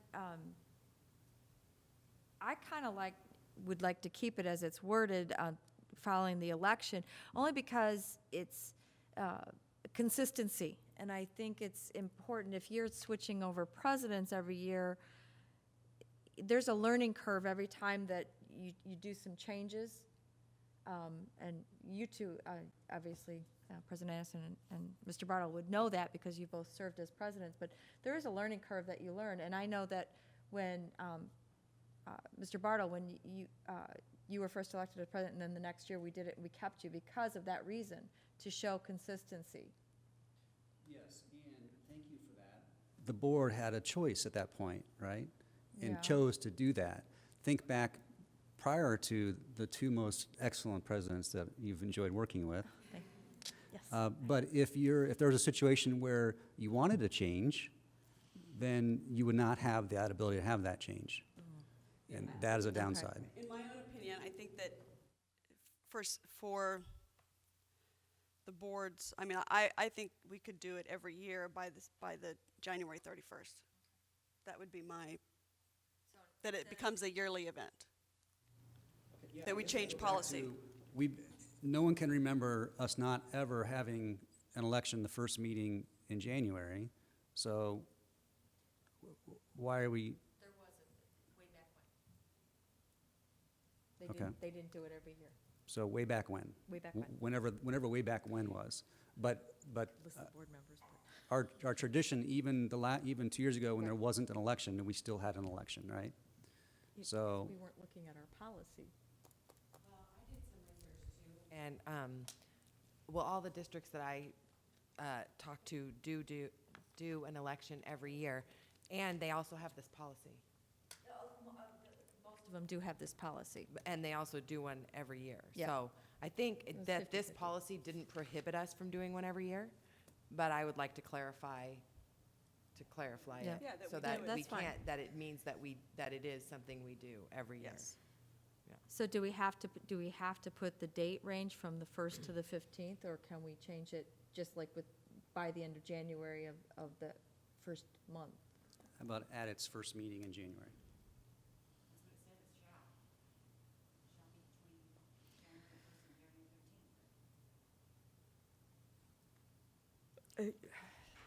I don't know what's going to happen between the first meeting and the second meeting, that someone's going to be more prepared to take over as president. That's Yeah. fine, that's fine. I think the only reason that that would make it problematic is if you read the next paragraph and it talks about if the president from the following year is not there, then you're going to Correct. have a temporary president Right. for a whole Correct. month. And that, I don't know if that's, Well, you could just put in there by the first organizational meeting, the first meeting in January, which is what January 1st through January 15th would meet. So were you talking about putting that? No, it's already in there. It says, such meeting shall be held between January 1st and January 15th. That would be your first board meeting. Oh, So it's already in there. okay. We're just taking out That last, following election, so it's done every year.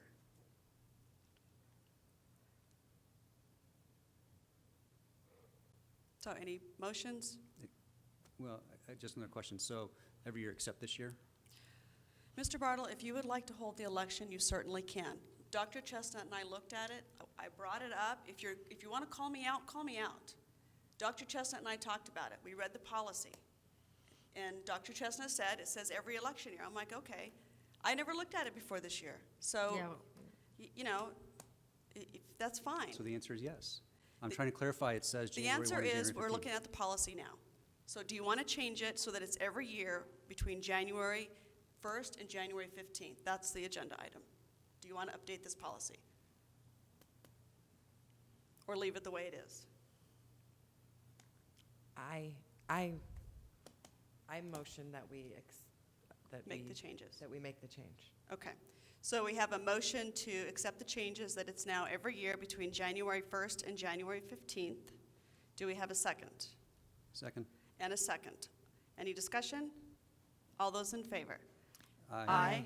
Opposed, motion carries. So now they're every year between January 1st and January 15th. well, this is just the first reading, so we have to wait, don't we have Correct. to wait till Yes, it it'll comes come back up. in the Yeah. second, and then it's effective? Correct. Okay.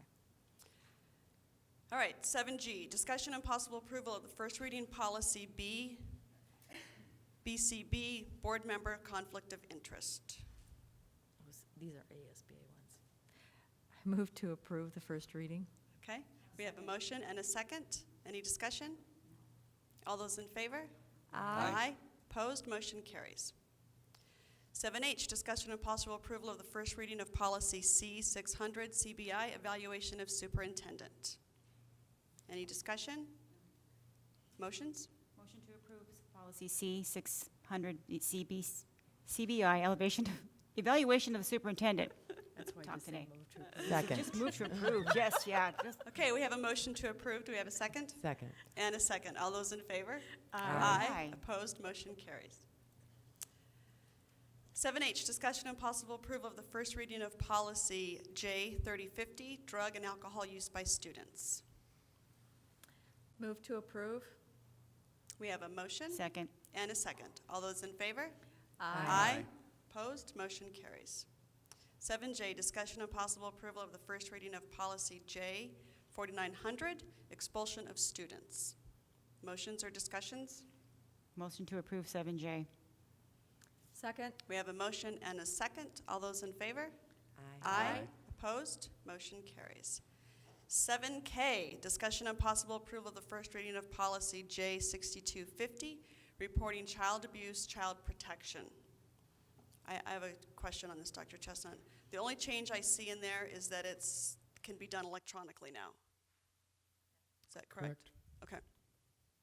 All right. Motion to approve. Second. We have a motion and a second. All those in favor? Aye. Opposed? Motion carries. Item 8, motion to adjourn. Motion to adjourn. We have a motion. Is there a second? Second. And a second. All those in favor? Aye. Aye. Opposed? Motion carries. We are adjourned. 8:56.